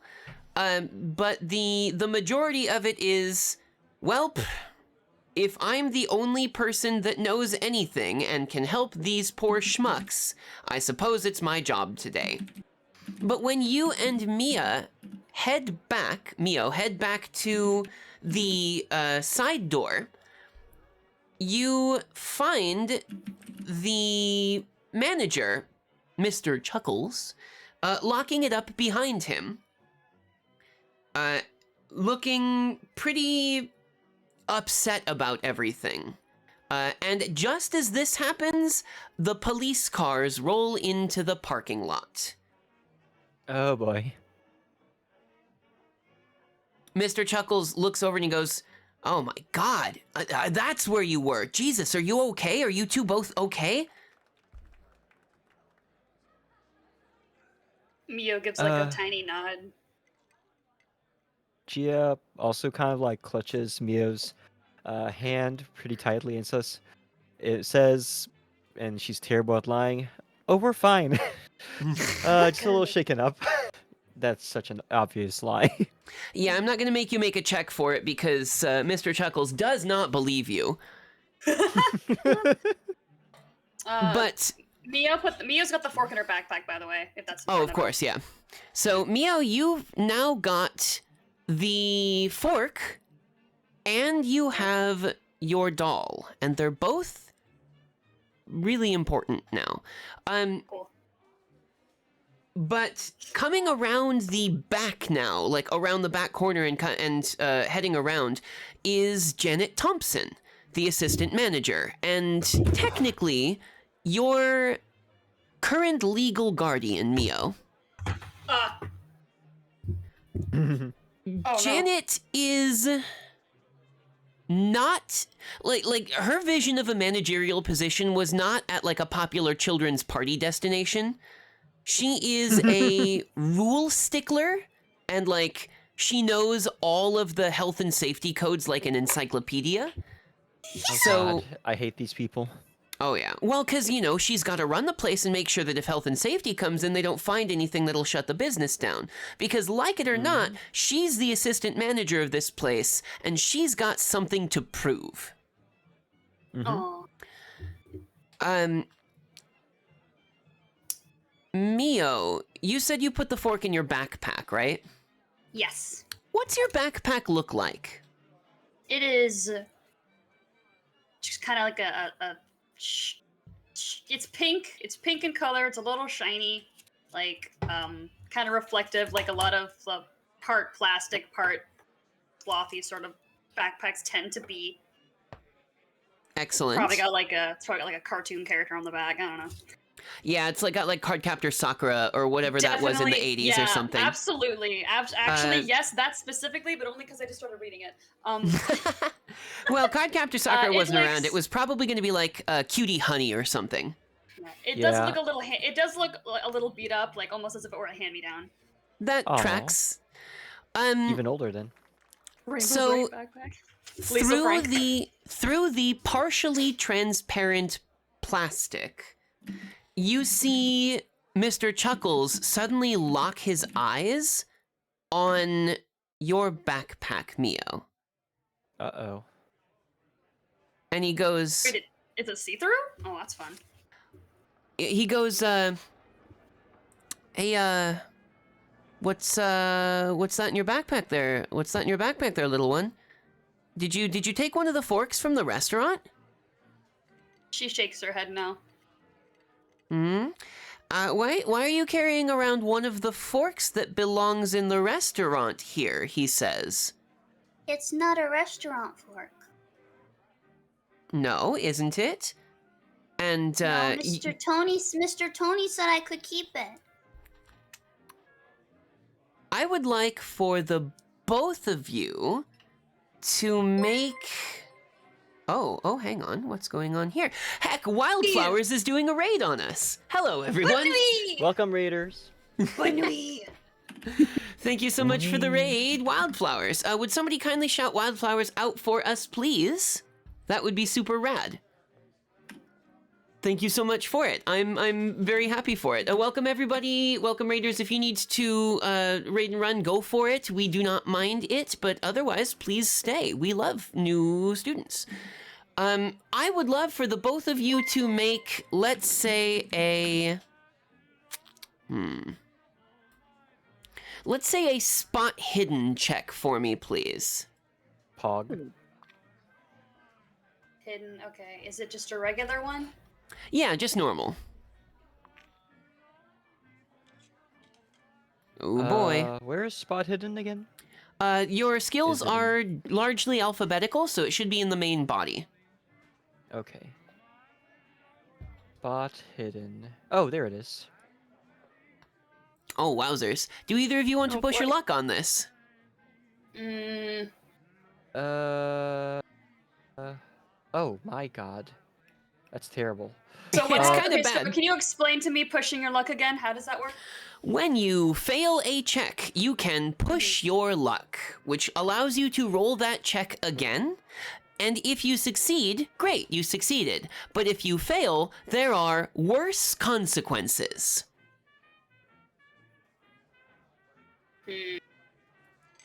No, she's not really Is that- trying to search for anything right now. She's just like, why are you looking at me like that? Leave me alone. Okay, I'm not fair gonna push enough my then. luck. Not today. And how about you, Gia? Well, Gia is going to be a little bit is going to notice the fact that her boss seems a little Too interested. too interested in the fact and interested in insisting that she has a fork. Mio has a fork that doesn't belong to her, which. So yeah, she would push her luck in this case. All right, show us what you've got, Gia. So I just pushed the button again, right? Correct. Yay! Hey, excellent work with a hard success. You note in your boss's eyes an almost like you know that scene from Lord of the Rings when Bilbo reaches for the ring and gets all kind of dark and pointy-toothed for a moment? Yay! Mm-hmm. That was crazy. You see his eyes and face like darken a little bit, just almost like that, right as the assistant manager comes around the corner. And she Gia's goes... gonna immediately put herself between. Gia's gonna immediately put herself between her boss and the child. Oh, for sure. Yeah, you step in between, and instantly, like, his face softens and he kind of shakes his head a little bit. And Janet Thompson comes around the corner and goes, "Oh my God, I'm so... Can you imagine how much trouble I would have been in if I couldn't find you after a man with a gun showed up?" And she stomps over and grabs your wrist, Mio. And she goes, "We have to get home before the police start asking strange questions. We don't want to be here for that." And as she starts to leave, one of the police officers that is not looking now at the dead body in the center of the parking lot sort of stomps over. He's got like his big aviator glasses on. He was a motorcycle cop and he's got like the helmet and everything. And he goes, "Now, just a minute there, miss. We're gonna need to ask you a couple questions. Did you see what happened around here?" And she immediately goes, "No, officer, we saw nothing."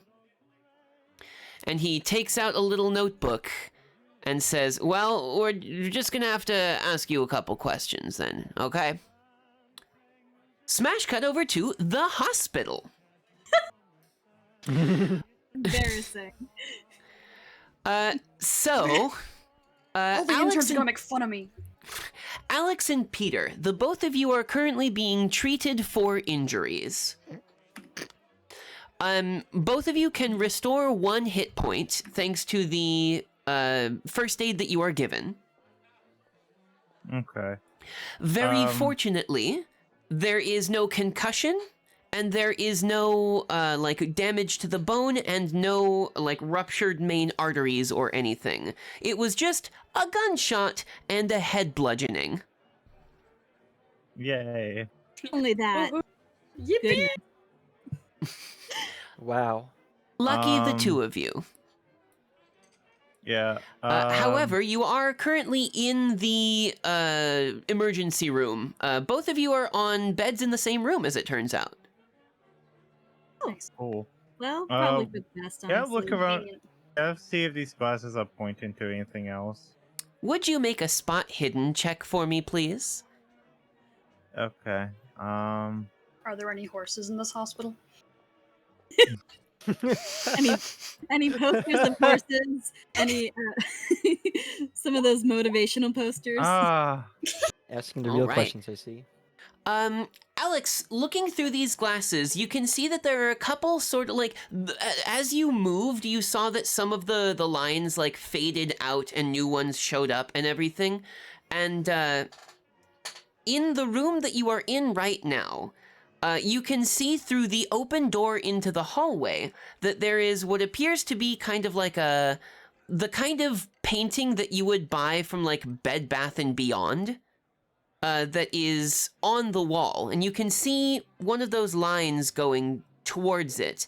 And the painting is like a almost impressionist, sort of like they commissioned the worst artist they could find to paint a picture of a girl sitting on a porch playing with a cat. And the line terminates on the cat. Okay, so it's pointing to pictures of animals in general. Okay. I left the other one at the place, I guess, huh? No, Tony grabbed the duffel bag and brought it with you guys. Okay. I'm trying to take this off.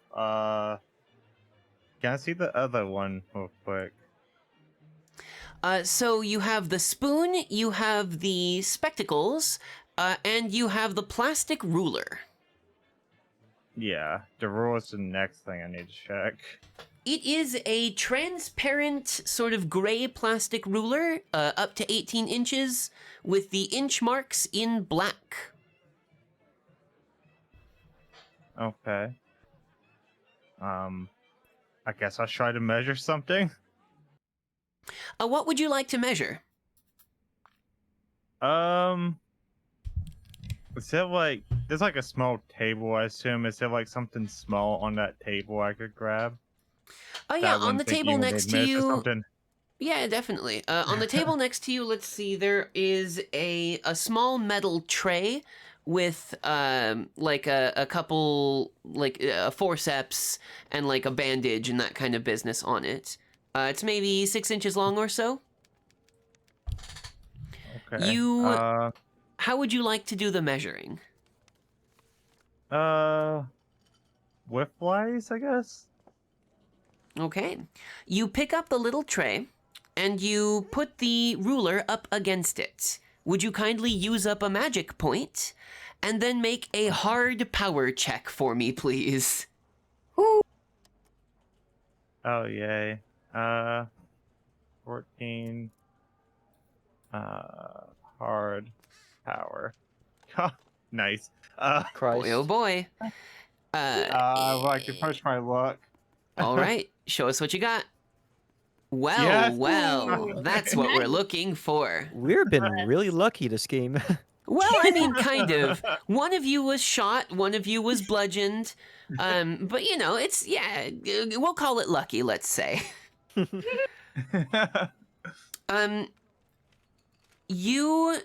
When you put the ruler against it, the tray in your hand shrinks to half its size.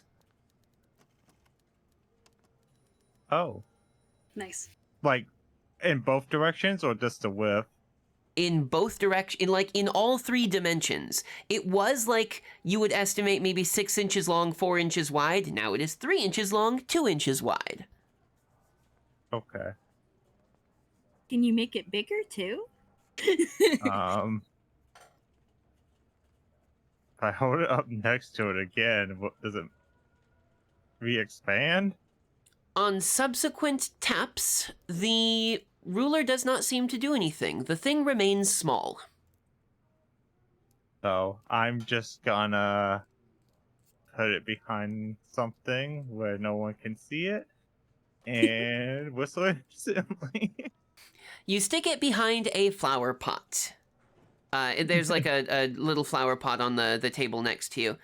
About a minute later or so, you hear a cling, and the flower pot falls over, and the regularly sized tray pushes out from behind it. Oh. Excellent. That was like that when we got here, right? Look at him, Peter. Now, Peter, you watched this just happen right now. I would like for the both of you to make a sanity check for me, please. Oh no. Oh no. Okay, sure. Excellent. Good. Oh no, come on. Oh no. Oops, sorry. Wow. Alex, you've seen enough weird stuff today that this isn't that big of a deal for you. But like, This was played all over me. This is not gonna phase me.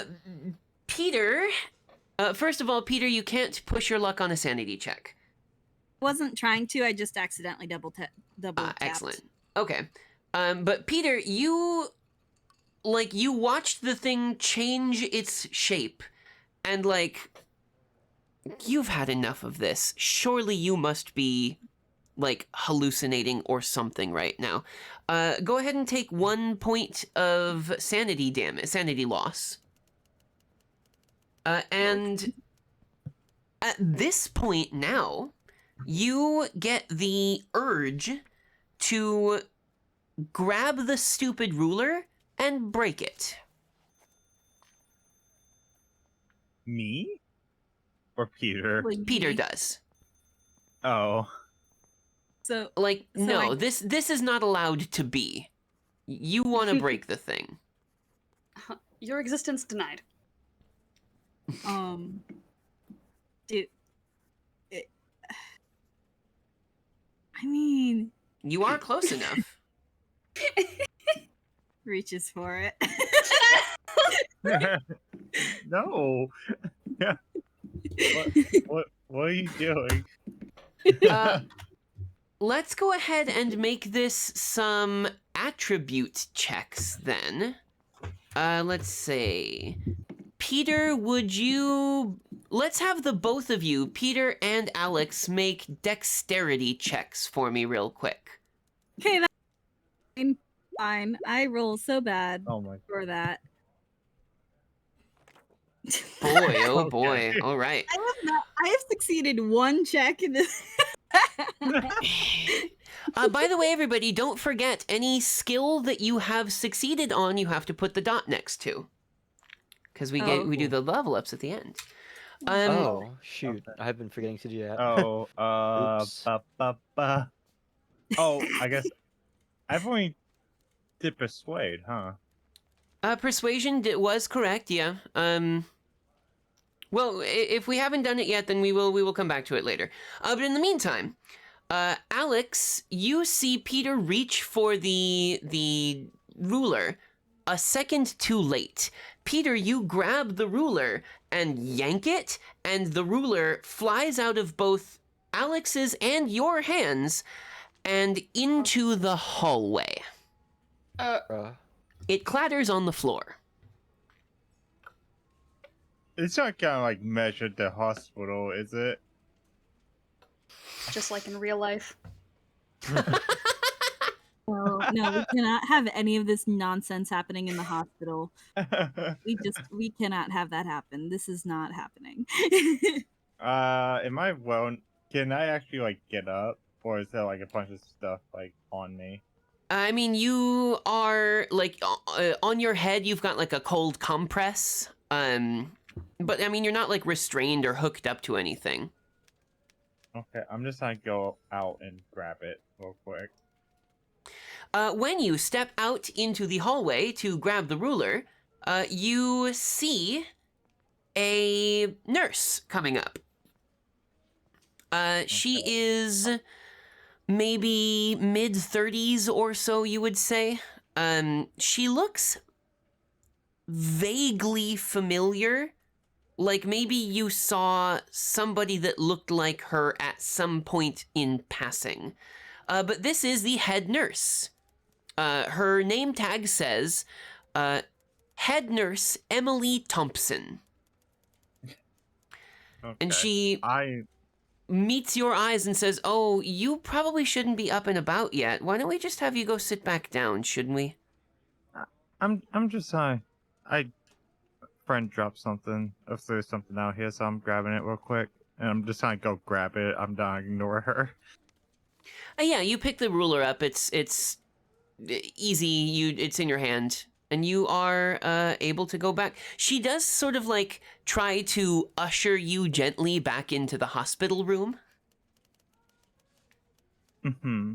He just goes, we're still going to need you to be here for another few hours to make sure that you haven't got any, like, symptoms of concussions or, any sort of hemorrhaging or anything.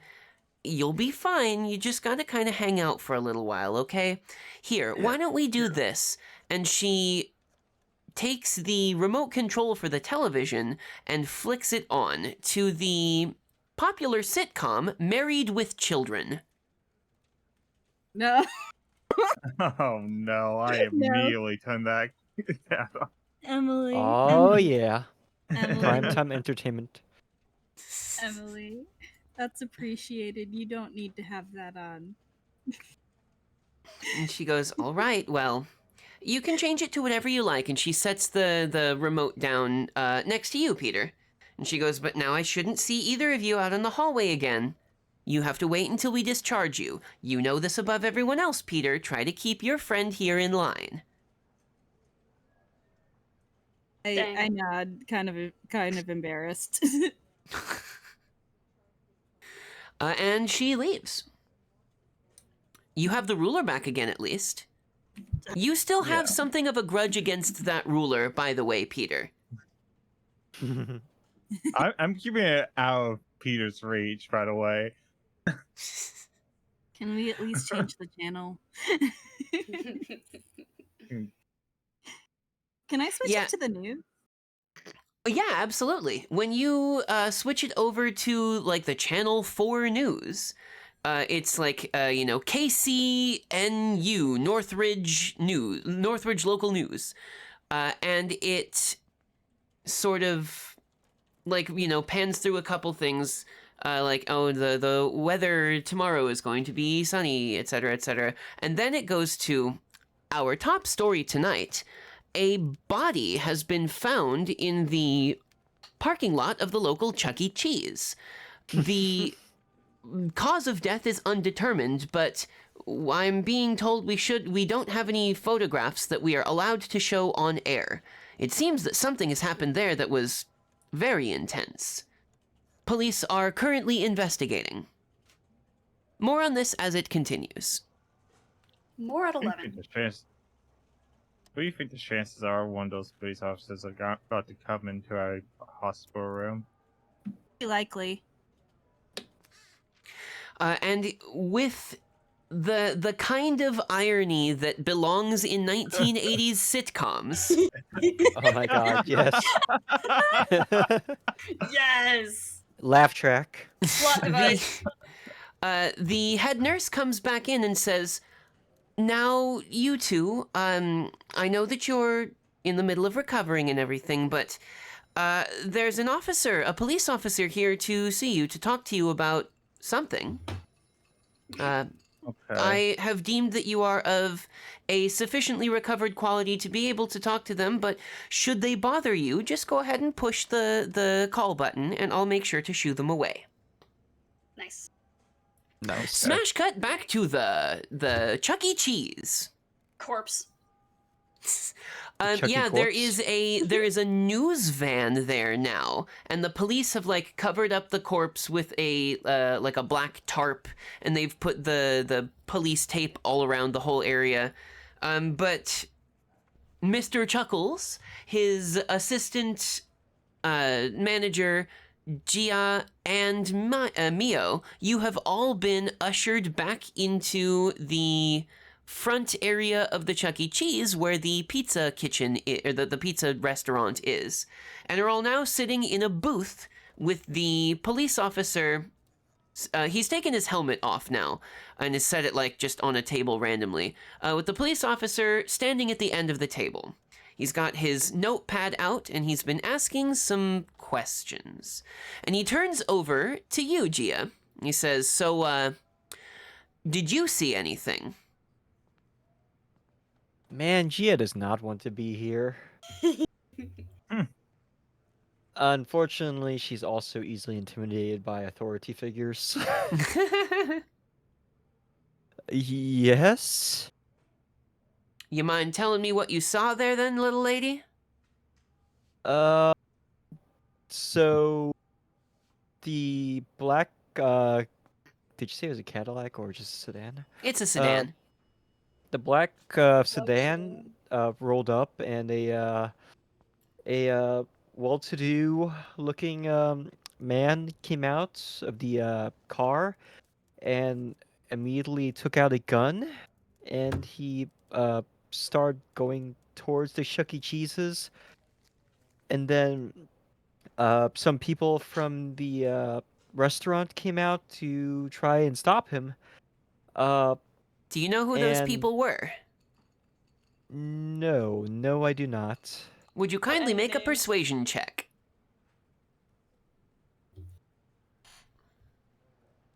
Show me Where's my what you've got. persuasion? Everybody was so traumatized we forgot to do introductions. Yeah, no, But we totally did. and we don't know who we are. So who's this sassy lost child? Who is this Uh, lost child? Am I using persuade? I'm using persuade, right? Not persuasion. Correct. Okay. Oh, Because you this is don't lovely. know who we are. I intentionally gave myself a 10. Yo! That's Oh, wow. incredible. Wow. Wow. Wowzers. All right, don't forget to put your dot on that one. Yeah, I did. that's amazing. Jeez. Wow. Yeah, I'm impressed. That's very good. He sort of like narrows his eyes for a moment and he goes, okay, what happened next then? And you spend the next few minutes sort of describing this situation. What version of the story do you tell him? I definitely do not tell him that the guy's head just happened to explode. Instead, I lie and say that he in the ensuing uh fight, when they're trying to get the gun away from him, he ended up shooting himself. Mm-hmm. All I right. also obviously leave out everything about Mio and the fact that the guy was trying to go after her, etc. And there's can you think of any reason why he might have been coming this direction? I don't know. At that point, Mr. Chuckles sort of like pipes up and he goes, well, I mean, he's crazy. He has to have been crazy, right? He's going to a place where there are lots of people so that he can kill them with his gun. This is why we need fewer of those in this country, I swear. And then the policeman looks at him and gives him the biggest eye roll. And he just goes, yeah, whatever.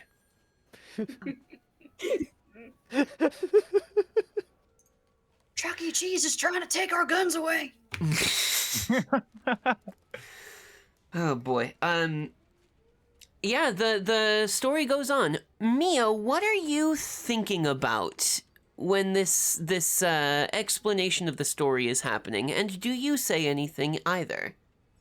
She will not speak unless somebody talks to her directly. She's been kind of eyeing between Janet and Gia, because on one hand she's like, okay, weird stuff's happening, but I had my doll and I had Miss Gia here, and now everything's okay. It's cool. But now Miss Aw. Janet's here, and she's mad. That makes complete sense, yeah. Janet, who, by the way, the entire time has been, chewing on the end of a Chuck E. Cheese brand novelty pencil. She got that for 5 tickets, hey! Gia is just gently squeezing Mio's hand during this whole thing. Yeah, Mio definitely looks she looks scared, but anyone who looked at her would think, oh my gosh, she's so scared because there's a corpse. It's no, she's scared because Miss Janet is a little bit upset. she's like, my mom / teacher / something is cross. This never could.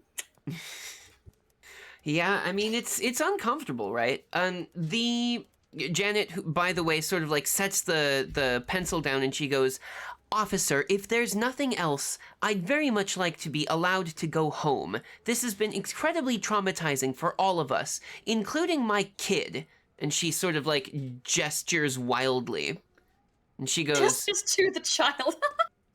yeah, she just goes, yeah, including Casually- my kid over here. Casually gestures to child.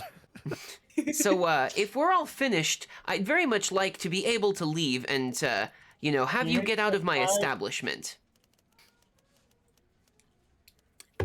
The policeman sort of like gives her a little side eye for a moment and goes, right, well, if anybody remembers anything else, I'm gonna need you to call the police department. You can ask for me. And he sets down his card. The card is for Michael Allen. He is Michael Allen. He's a deputy officer, etc., etc. And he and he folds up his book and he goes, all right then, well, get home safe, but maybe use the other side exit to the parking lot, because, we've blocked this whole place off over here. Get home safe, all of you.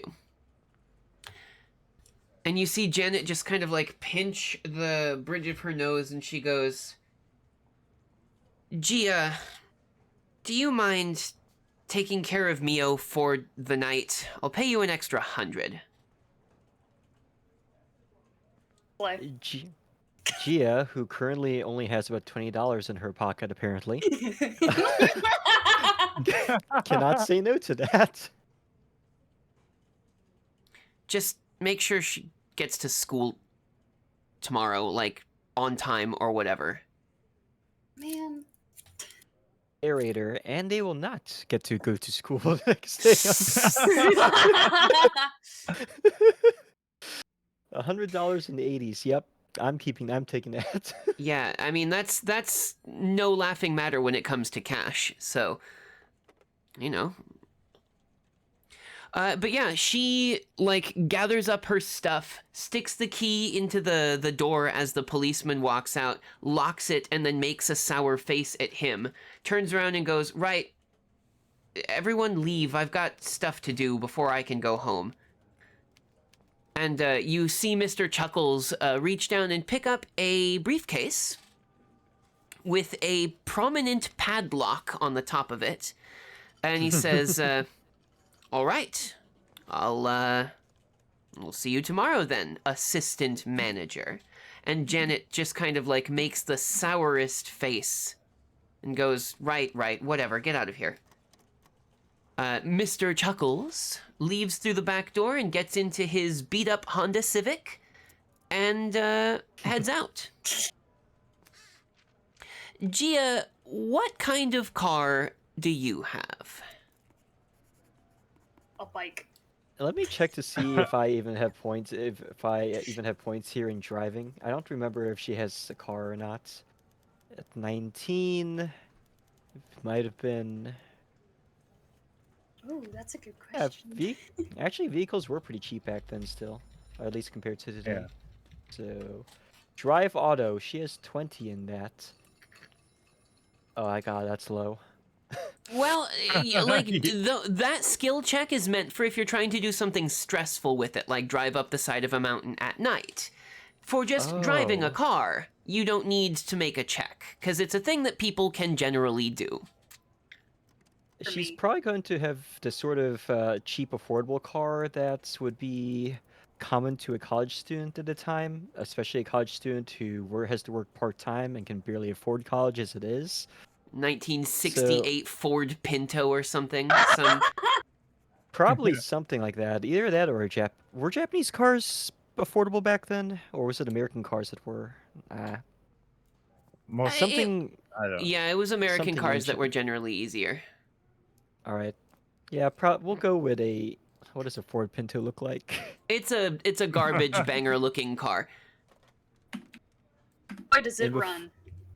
But does it run? I mean, it runs, kind of. Yeah, oh my god! Boy, does it run! I just looked it up, and it kind of looks like a sports car. That's kind of cool. I'm gonna say yes. To hell with it. All right. Yeah, you were lucky to find a used one for a reasonable price. And when you get into it with Mio at your side, you head back to your dormitory apartment. Where do you live? We're gonna say she lives in a dorm. That tracks. Fortunately, you are in the female dorms, and there are significantly fewer female students, which means that your double room is actually single right now. The other half of the room is meant to be left open, for if a new roommate shows up in the middle of the school year or whatever. But for the most part, it's basically a private dorm for you. Like, And you head Pog. yourself. You head yourself back that direction.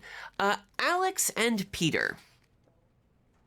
The policeman sort of like sidles up, turns a chair backwards, and does the Riker sit on it. And he goes, "Is everything okay with you two? I mean, looks like you were pretty knocked out, kind of bad there." Yeah, Could be worse. yeah.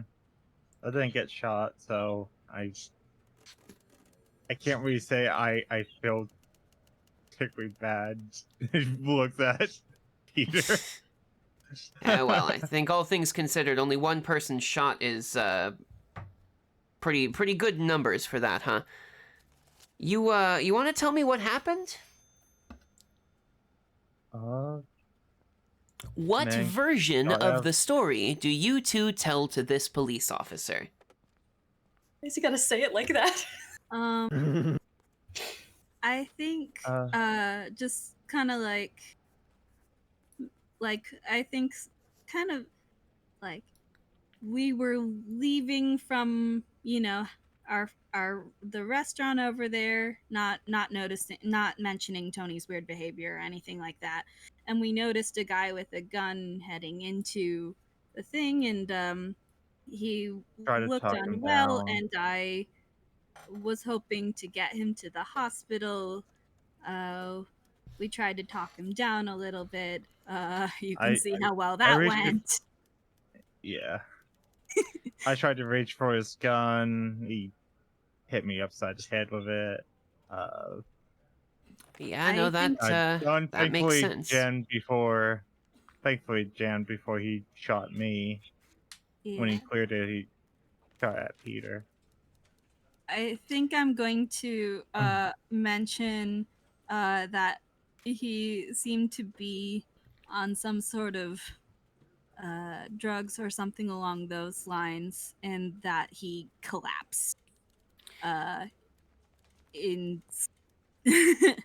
Okay. Do you mention anything about the weird black eyes?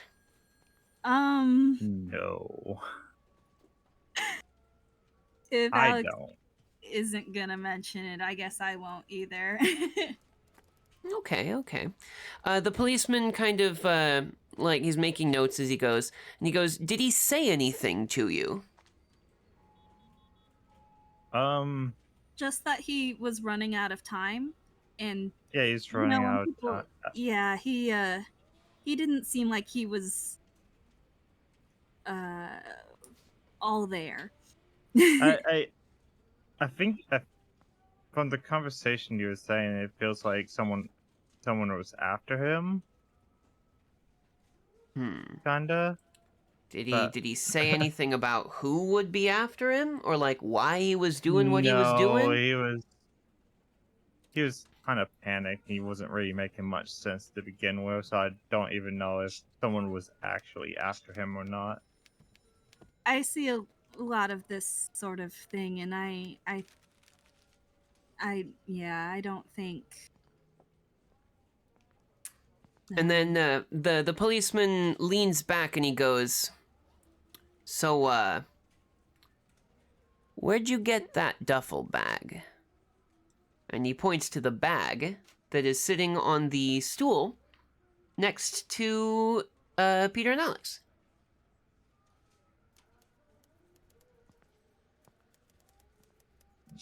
We pick that up.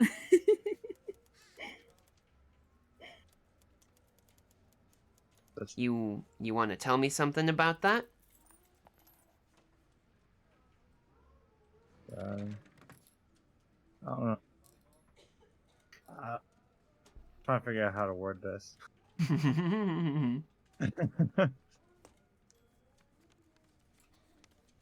Okay. No. No. Just duffel bag. I don't really. I don't Reason that remember. duffel bag interests you? And he goes, because it seems like that might be something that would be interesting to know about.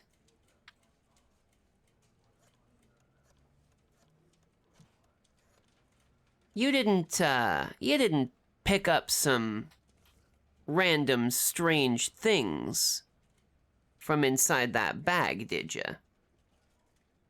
Would be an incredibly foolish No. decision. With can I like sneakily press the call button?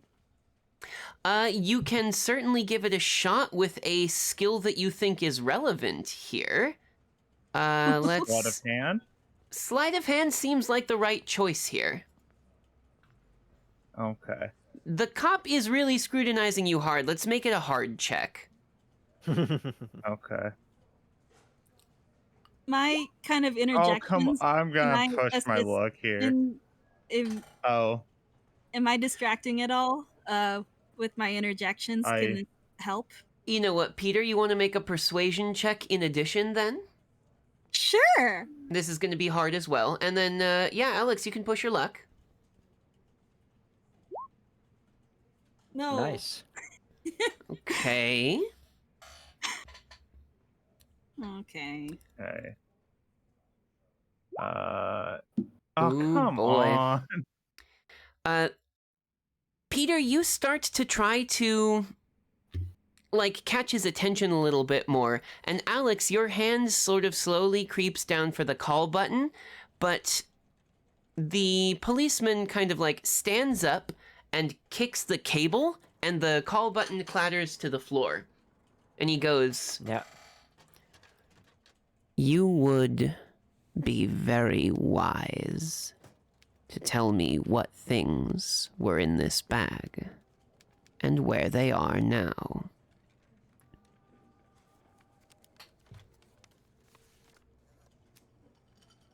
I wasn't interested in anything in the bag. Seemed to be perfectly honest. Do not try to play games with me when this is the sort of prize on the table. And he reaches down and plucks the police baton off his belt.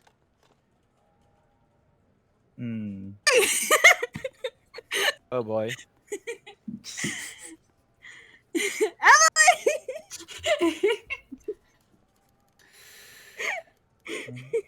Yep, we're in America. Cop is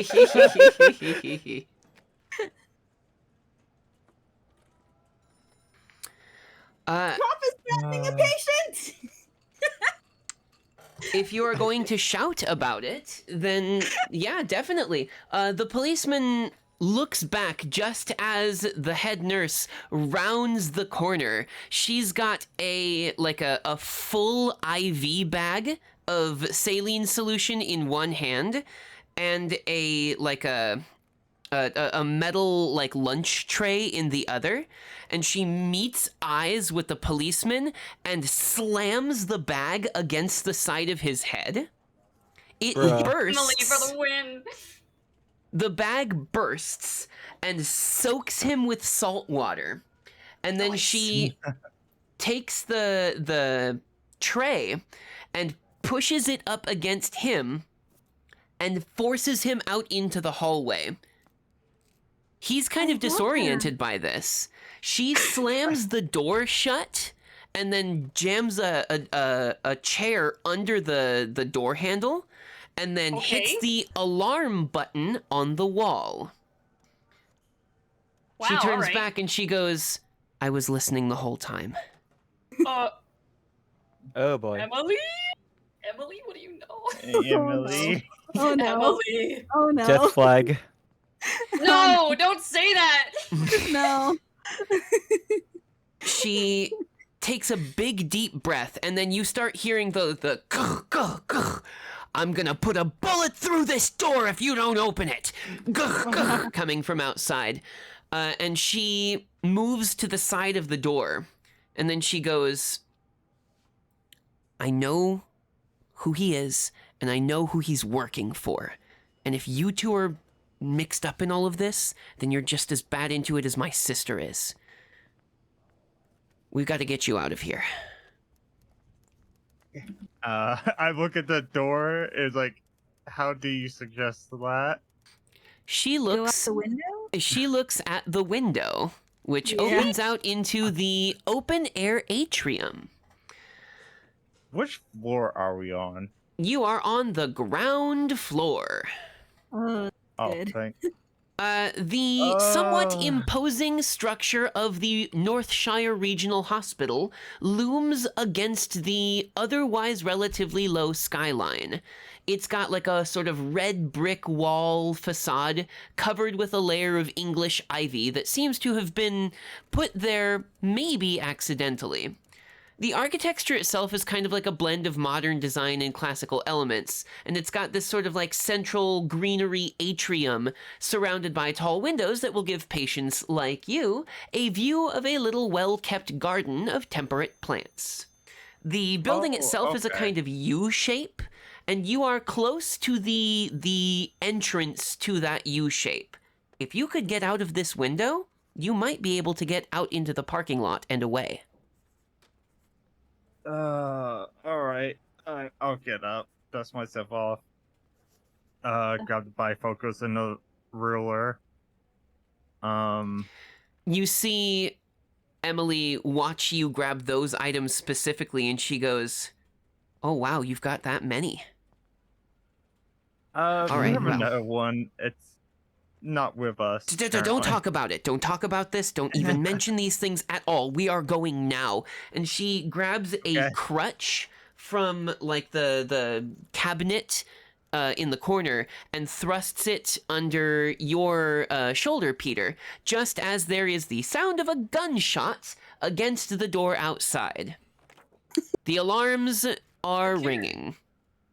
Can I like swipe some of the pillows from the beds and Okay. like put them beneath Beneath the door or beneath the bed the or what? window? The window. Oh yeah, I mean the window, like it's a 3-foot drop at most. Oh, Fair enough. Never mind.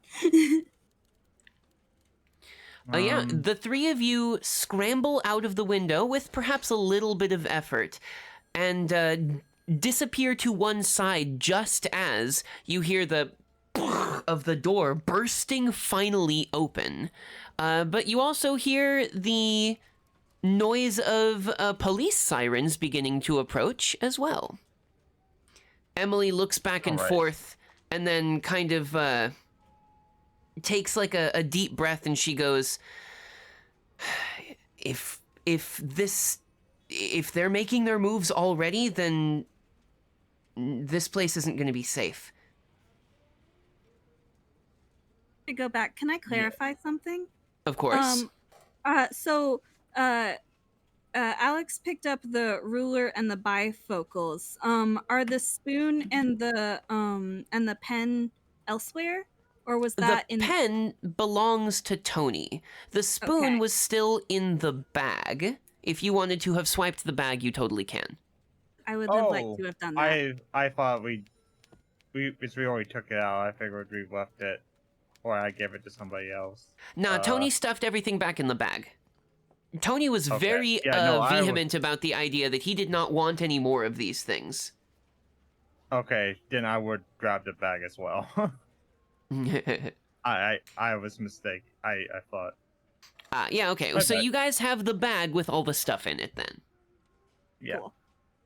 All right, excellent. Emily digs in her pocket, pulls out a set of car keys that when she like looks around and she goes, "That's the one. It's the blue Honda right there at the end. That's my car. I swear to God, if you scratch it..." Well, I guess it doesn't matter at this point anymore, does it? Just drive. Go to St. Dionysius Catholic Church. I'll meet you there if I can, but if not, don't leave until tomorrow morning. Okay. Just Alright. find I a look place at to Peter, it's hide. like, Will you be okay? I mean, I don't have any of the stuff that they're looking for. Thank the stars I never got my mitts onto any of those. But I have to get to my sister. Okay. Okay. Okay. Thank you. Thank you very You much. say Listen, I've been hearing this horrible person's name for years now. I don't want to deal with it. So if we can get you out of here and keep you safe and keep everyone that he's after safe, well, that's my job as a nurse, isn't it? Now go.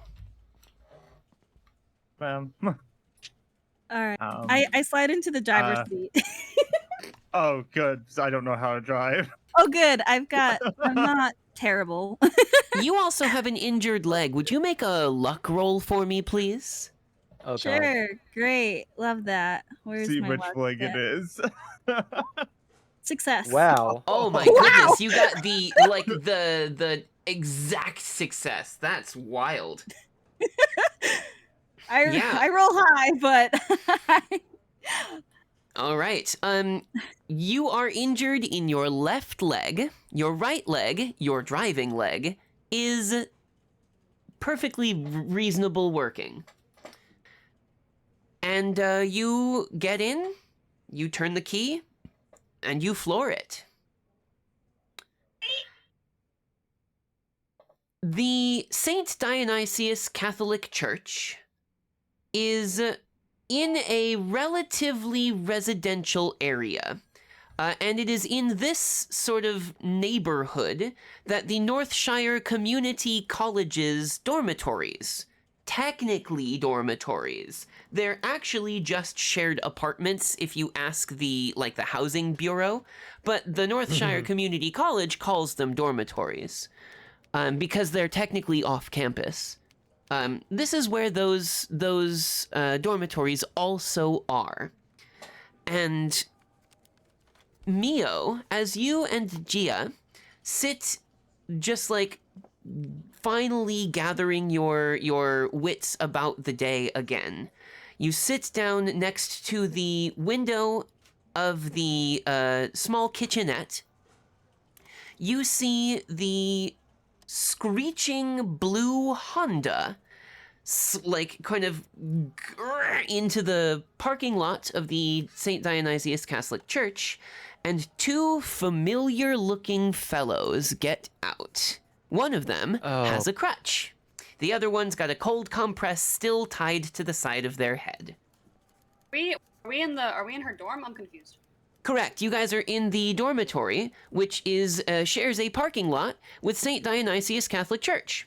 This is why Gia is allowed to look after you, because you are close to the church. Nice. Nice. Thanks.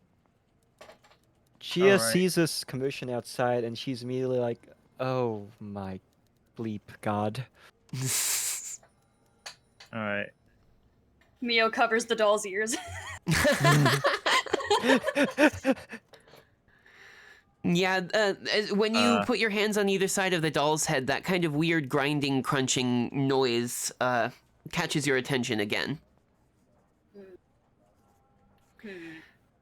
Yeah. Alex and Peter, you have arrived at the church. The doors are open. This is the type of Catholic church where they don't really lock the doors because they're always sort of waiting for parishioners and people coming in for sanctuary and that kind of business. It's a very old school sort of church. Yeah. So we're still in hospital gown, right? You guys weren't put into hospital gown. Well, no, that's not true. Peter, you were put in a hospital gown. Alex, you were in your normal clothes. Oh, this is Okay. so not my finest Come on, hour. Peter. I'll put arm under Peter Actually, to try to move Peter faster.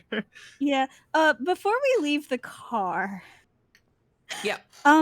is there any shopping bag or blanket or ready bag or anything like that that's maybe belongs to Emily that we could potentially put things into instead of the recognizable duffel bag that we have? Would you like to make a luck check for me, please? Sure.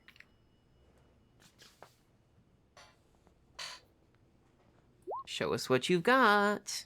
No. Nice. Unfortunately, it doesn't look like there's. I mean, there's like a small plastic grocery bag from Vaughn's, but it's like, bottom of the car style, has holes in it and that kind of business. Yep. All right, fair enough. You do see, however, sort of wrapped up in a like a little bundle, a set of hospital scrubs. Sorry. I We can take put them. those. We put those on late. Are those even gonna fit, Peter? That's a good question. I rolled really high for size, apparently. Yeah, you're a bulky sort of gentleman, but they are drawstring pants. The pants will fit you, so your butt won't be shown. Yeah, In- if I could slide these pants on, it would make my day go like so much better than it is right now. That tracks, yes. You slide into them. They're a little bit tight around the hips, but for the most part, you can make them work. And the two of you, start going towards the front open doors of the Catholic Church. Mio and Gia, you both see your erstwhile earlier companions from the day start storming towards the doors of the church. What are they doing here? I thought they went to the doctor. Something tells me the doctor's visit did not go as planned. And Gia, somehow I think I'm... Sorry, go on. your dormitory's landline rings. Well, that's not spooky at all. So, at this point, now it's already been obvious that Gia likes watching movies. So even though she's doing her best to ignore and deny the facts that magic exists and all that crazy shit just happened, she is starting to fall into that situation of, gee, this series of events almost feels like something. And you know what they say about, how in horror movies, how there's always seems to be a mysterious phone call put in there at some point. Ring, ring. And she wasn't expecting any phone calls today. Ring, ring, Gia. Do you pick it up or do you leave it?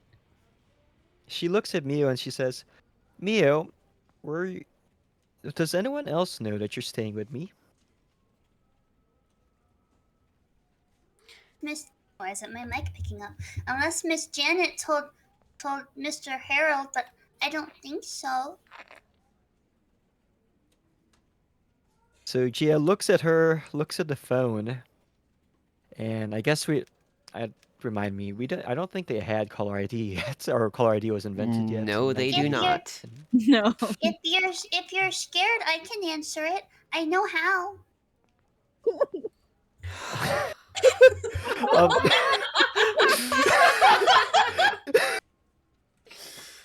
Do you like that one?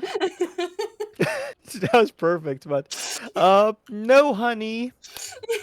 Tell you what, I think that, and I am not a Christian. I am actually something called a Buddhist. However, in the interest of in the interest of assuaging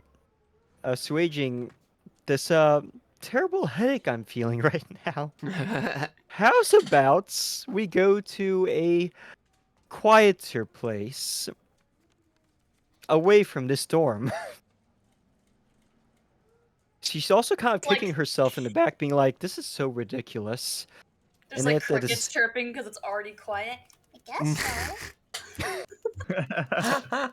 She is like having the worst time of her life right now. She's like in the back of her head. She's like, "This is so bleeping stupid." Mio's just chilling, like but at the she. same, Mio's just chilling at this point because like all feelings of danger and unease are gone because Miss Janet's not there, Mr. Chuckles isn't there, the guy's dead, everything's fine. Why is Mia freaking out? Why is at this point Mio's like It's okay. We can go if it makes you feel better.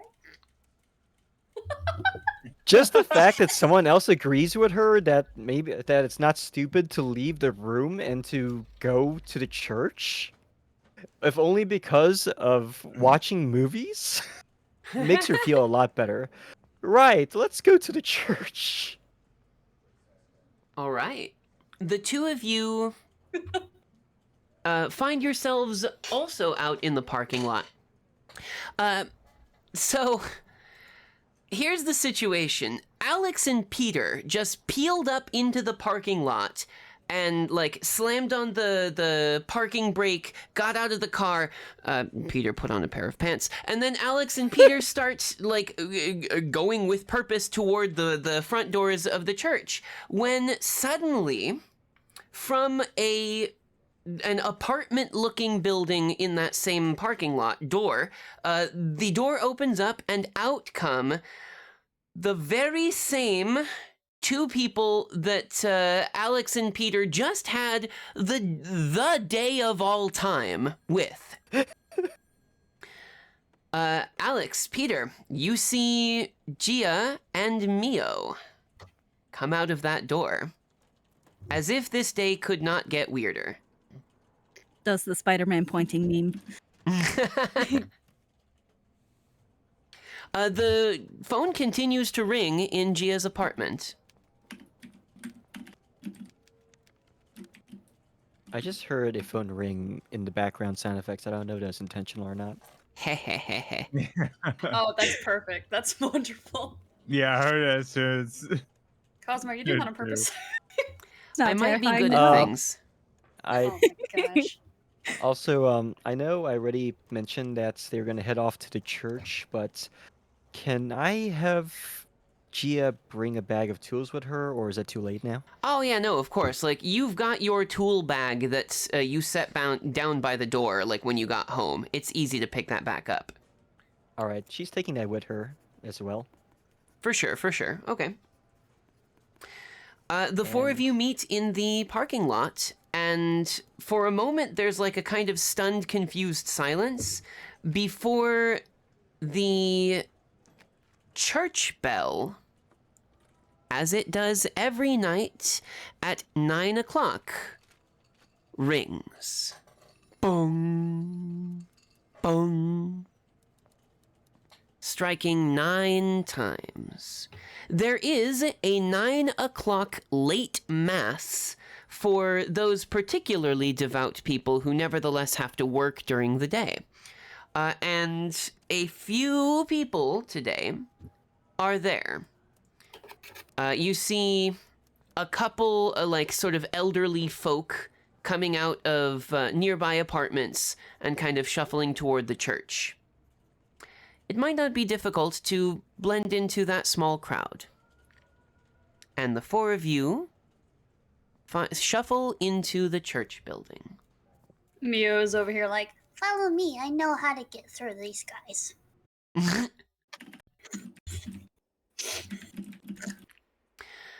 this ain't my first rodeo. I've been here before. These are my streets.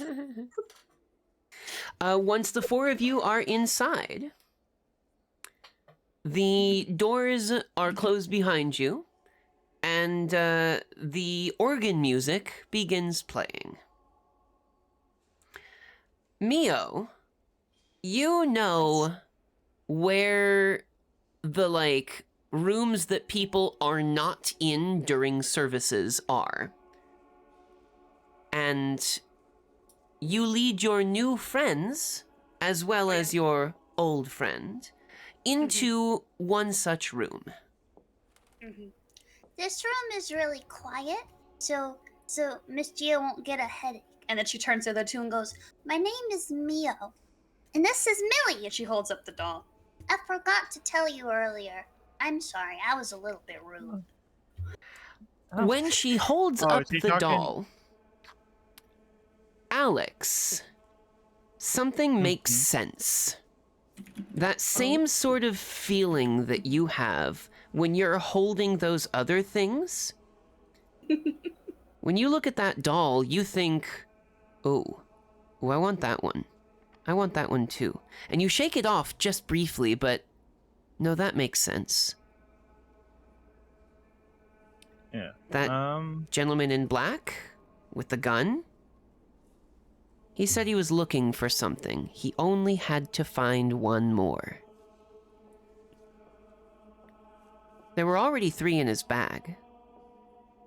That doll must be another one. Yeah. So, anyways, we gotta divvy these up. But it's nice to meet you. And Pat, I guess, Mio's head? Mio. Mio's head? hmm And Millie's as well? If Mio will let me. No, as soon as you reach for the doll, she like pulls it back. Okay. Alright, fair enough. Anyways, So, how are we so going to I divvy have- up those items? I have a good understanding how each of these work.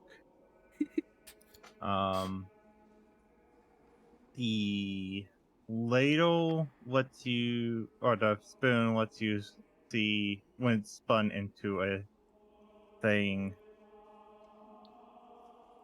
Dry substance, it lets you see into the past, I suppose. It's very weird. The bifocals seem so far to lead you to paintings or portraits or pictures of animals. And the ruler lets you make something smaller for a little bit, but they go back to normal size after. I think whatever you measure against has to be smaller than the ruler, otherwise the hospital we were in where it became smaller.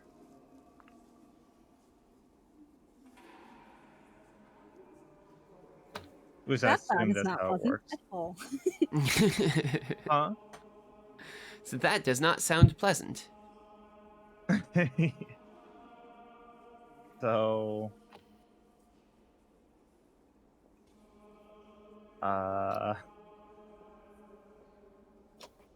Peter's the oldest of us, yeah. By a significant amount. Team dead. I give the bifocals to Peter.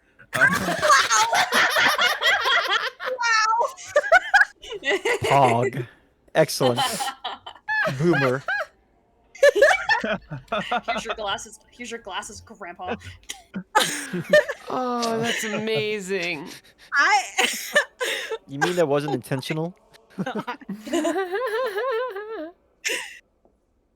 And excellent. I'll hand the spoon to To Gia. Gia? Gia. Yep. Yep. Yep. Yep. All right. Yep.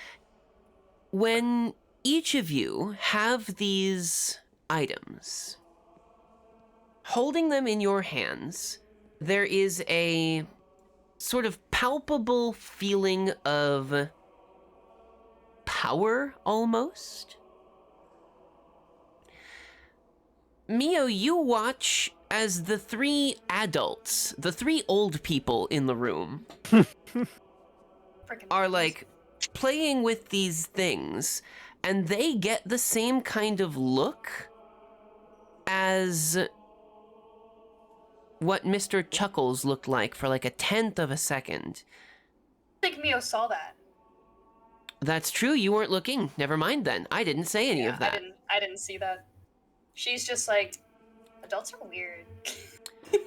But what you do put together is that if these weird items are important, you've got one too. You got that weird fork.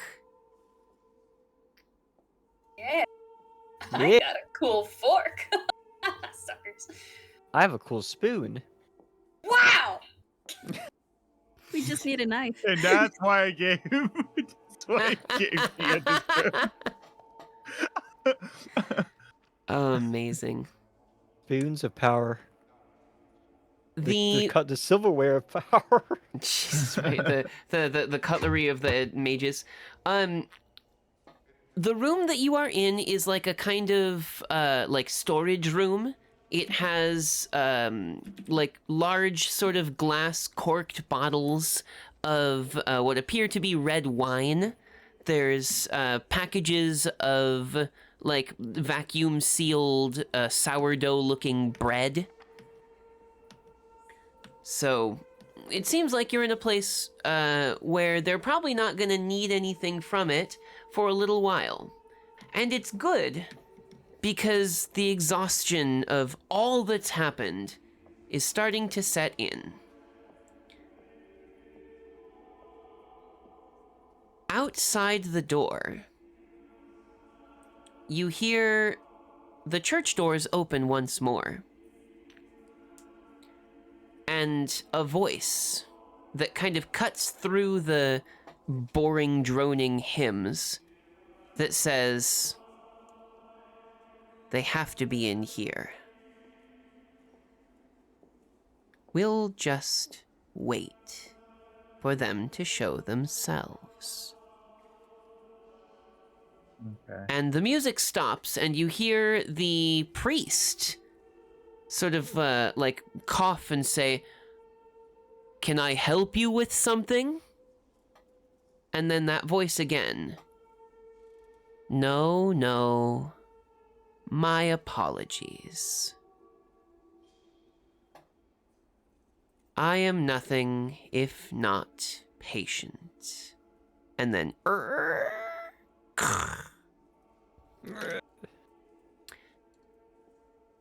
and the last thing that you hear before the music begins again was a parishioner. "Hey, did that look like Herbert Constanlow to you?" Uh-oh. The music begins again. And that, my friends, is where we will end today's first session of Pulling at Stitches. Yeah. Pain and suffering, drama. Oh, wow. How are you remember that guys name doing? Are we now. doing okay? We're doing We're good. fantastic. Yeah, Yeah. I'm so intrigued I by only what's succeeded gonna on like one skill, so.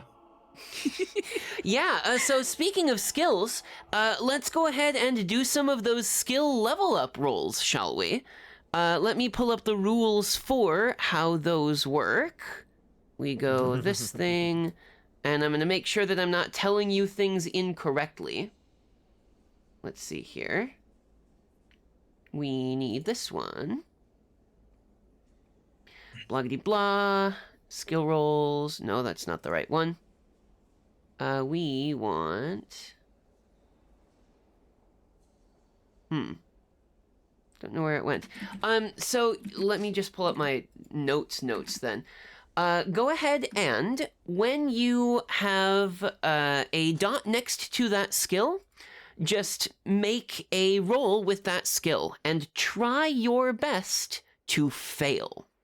If you I-O? fail it, you can increase that skill by 1%. I failed. Hey. Watch me succeed now. Okay. Amazing. How do I increase the skill? You go into edit mode in your character sheet and just change the number directly. I And you used just anything increase it by that I 1? succeeded in. Correct. Increase it by 1. Wow. Okay. I I got gained an skills in extreme spot success fighting. on the roll. One I'm trying whole to fail. point. Oh, yeah. I'm very pleased with this so far. How are we liking it? Is everyone having a good time so far? Yes. Mhm. Very Yeah. much so. Amazing. This is the first episode, so it is setting the groundwork for a lot of stuff.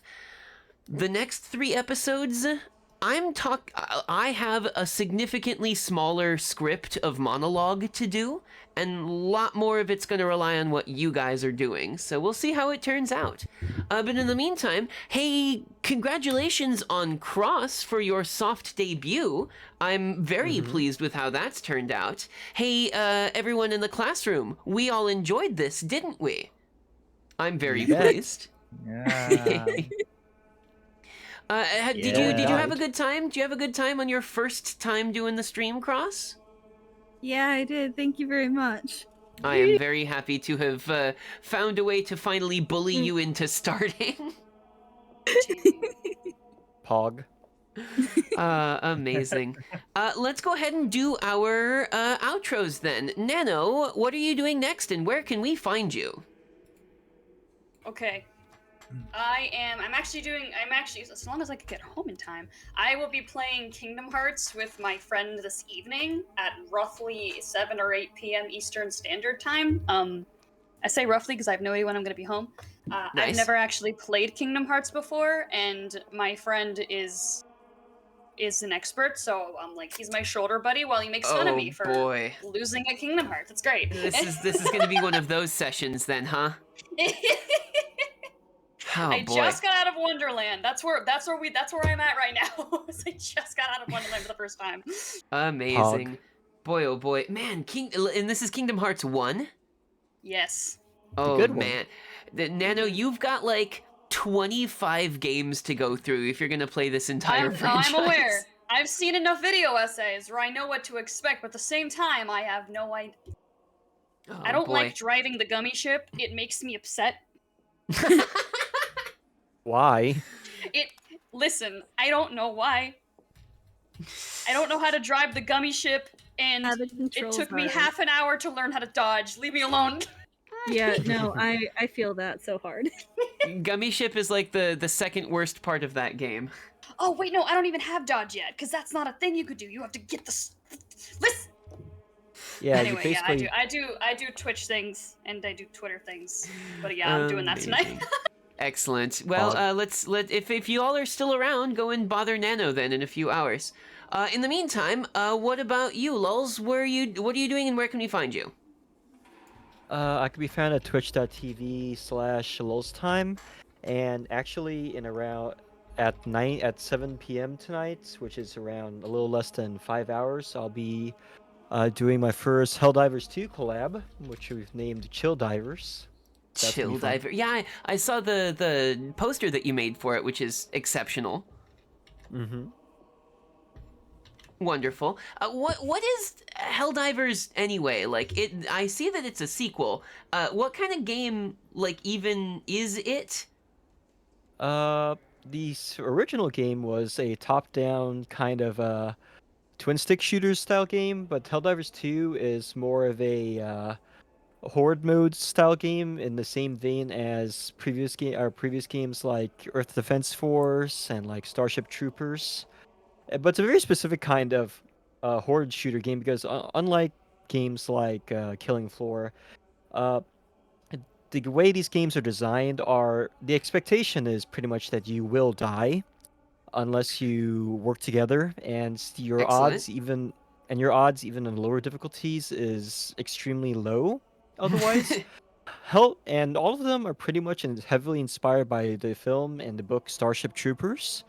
And Okay. Helldivers 2 is no exception. It's extremely satirical of both fascism and also the living in a grimdark universe where everything is trying to kill you, a la Warhammer. Warhammer 40k. And Excellent. Helldivers 2 in particular is I found to be fairly good on the aspect of friendly fire is always on, so Oh, a lot of your Christ. deaths will be from other people. Um, there's this cool thing where the actual campaign mode is being hand controlled by a developer who watches social media and watches how people react to the game and changes the difficulty and the access you have to like items and stuff Oh, accordingly. jeez. So there's like this whole thing where you might have seen some memes on social media talking about Malevolent Creek being lost. And that was actually a thing because we got to fight the bugs first, and they were fairly easy to deal with, right? Okay. And when they introduced the robots, no one realized it at the time, but they intentionally made the robots difficult. So even if you were playing on easy mode, people still lost games en masse on purpose Huh. to simulate the feeling of fighting against a force that you can't actually win against, or at least not very easily. So when people have those memes where it's like playing a space version of Vietnam, or where it Oh, really feels Christ. like you're in the films, it really does feel like that, which has led to Okay. some hilarious clips and a lot of rage. Well, So as you can excellent. imagine, so the collab tonight, I can imagine it's going to go swimmingly. It seems like the type of game that I can see you having a great time in, lols. I'm doing my part. Oh, Christ. Hey, Lilith, what are you doing next and where can we find you? You can find me at twitch.tv, live_Belmira. I'm not gonna be doing any streams until later next week because I'm getting a new PC. New PC is always good. Yes, inexpensive. Hey, listen, if it's a But, PC and it works, then that's all that it needs to be, right? yeah. It's definitely a big upgrade from my current one, so Wonderful. Yeah. Okay, well, we will be looking out Until for when you are back on the grind. At the very latest, you will be back here again next week. yes. Wonderful then. Okay. And hey, Cross, what are you doing next, and where can we find you? I'm probably just gonna get bullied into trying to figure that out. In terms of what I'm doing next. As for where I can be found, I have a Tumblr, crossplanar cleric at tumblr.com. Yeah. Excellent. And I technically have a Twitch, but nothing's on it. So that's how that works. Well, God. y'all should go and follow Cross on Twitch anyway, because it would be great to have some followers right when the ball begins actually rolling. Yeah. Y'all follow Amazing. across. I'm so pleased. This is very good today. And of course, I'm me. You can find me here where I am. I'm Cosmo Bergamot on everything. My next stream on Wednesday, if the stars are correct, should be another Castlevania Aria of Sorrow stream. So we'll see how that turns out. In the meantime, though, I'm very glad that we had the opportunity to do this thing, everybody. Yeah, let's see if there's someone on Twitch that we can collectively send everyone toward. Lulz, do you have any people Mecca's- that you want to do? Let me see. There's a few people actually did go online. Oh during the no, course of our Mecha is stream. playing. Mecha's playing Fortnite. We need to go and make fun of Mecha for playing Fortnite. Oh yeah. Yes. All right, we're gonna raid Mecha TVVA. We need to make fun of her using a fork and a knife And a spoon. and a spoon. This is the part where I disappear, actually. I have to go to my sister's improvised birthday party. Oh, excellent! Go and tell your sister that a bunch of strange people on the internet said happy birthday. Indeed. All right, I've been so hyped for this thing since like October. You don't even know. Yeah, we'd been But I'm trying to get excited this for- thing off the road or like off the ground for a really long time. I'm Yeah, I'm excited for next week. Pog so There. excited. All right, guys. Amazing. All right, I well will then. see you later. Have a good day. Oh my God, the voice.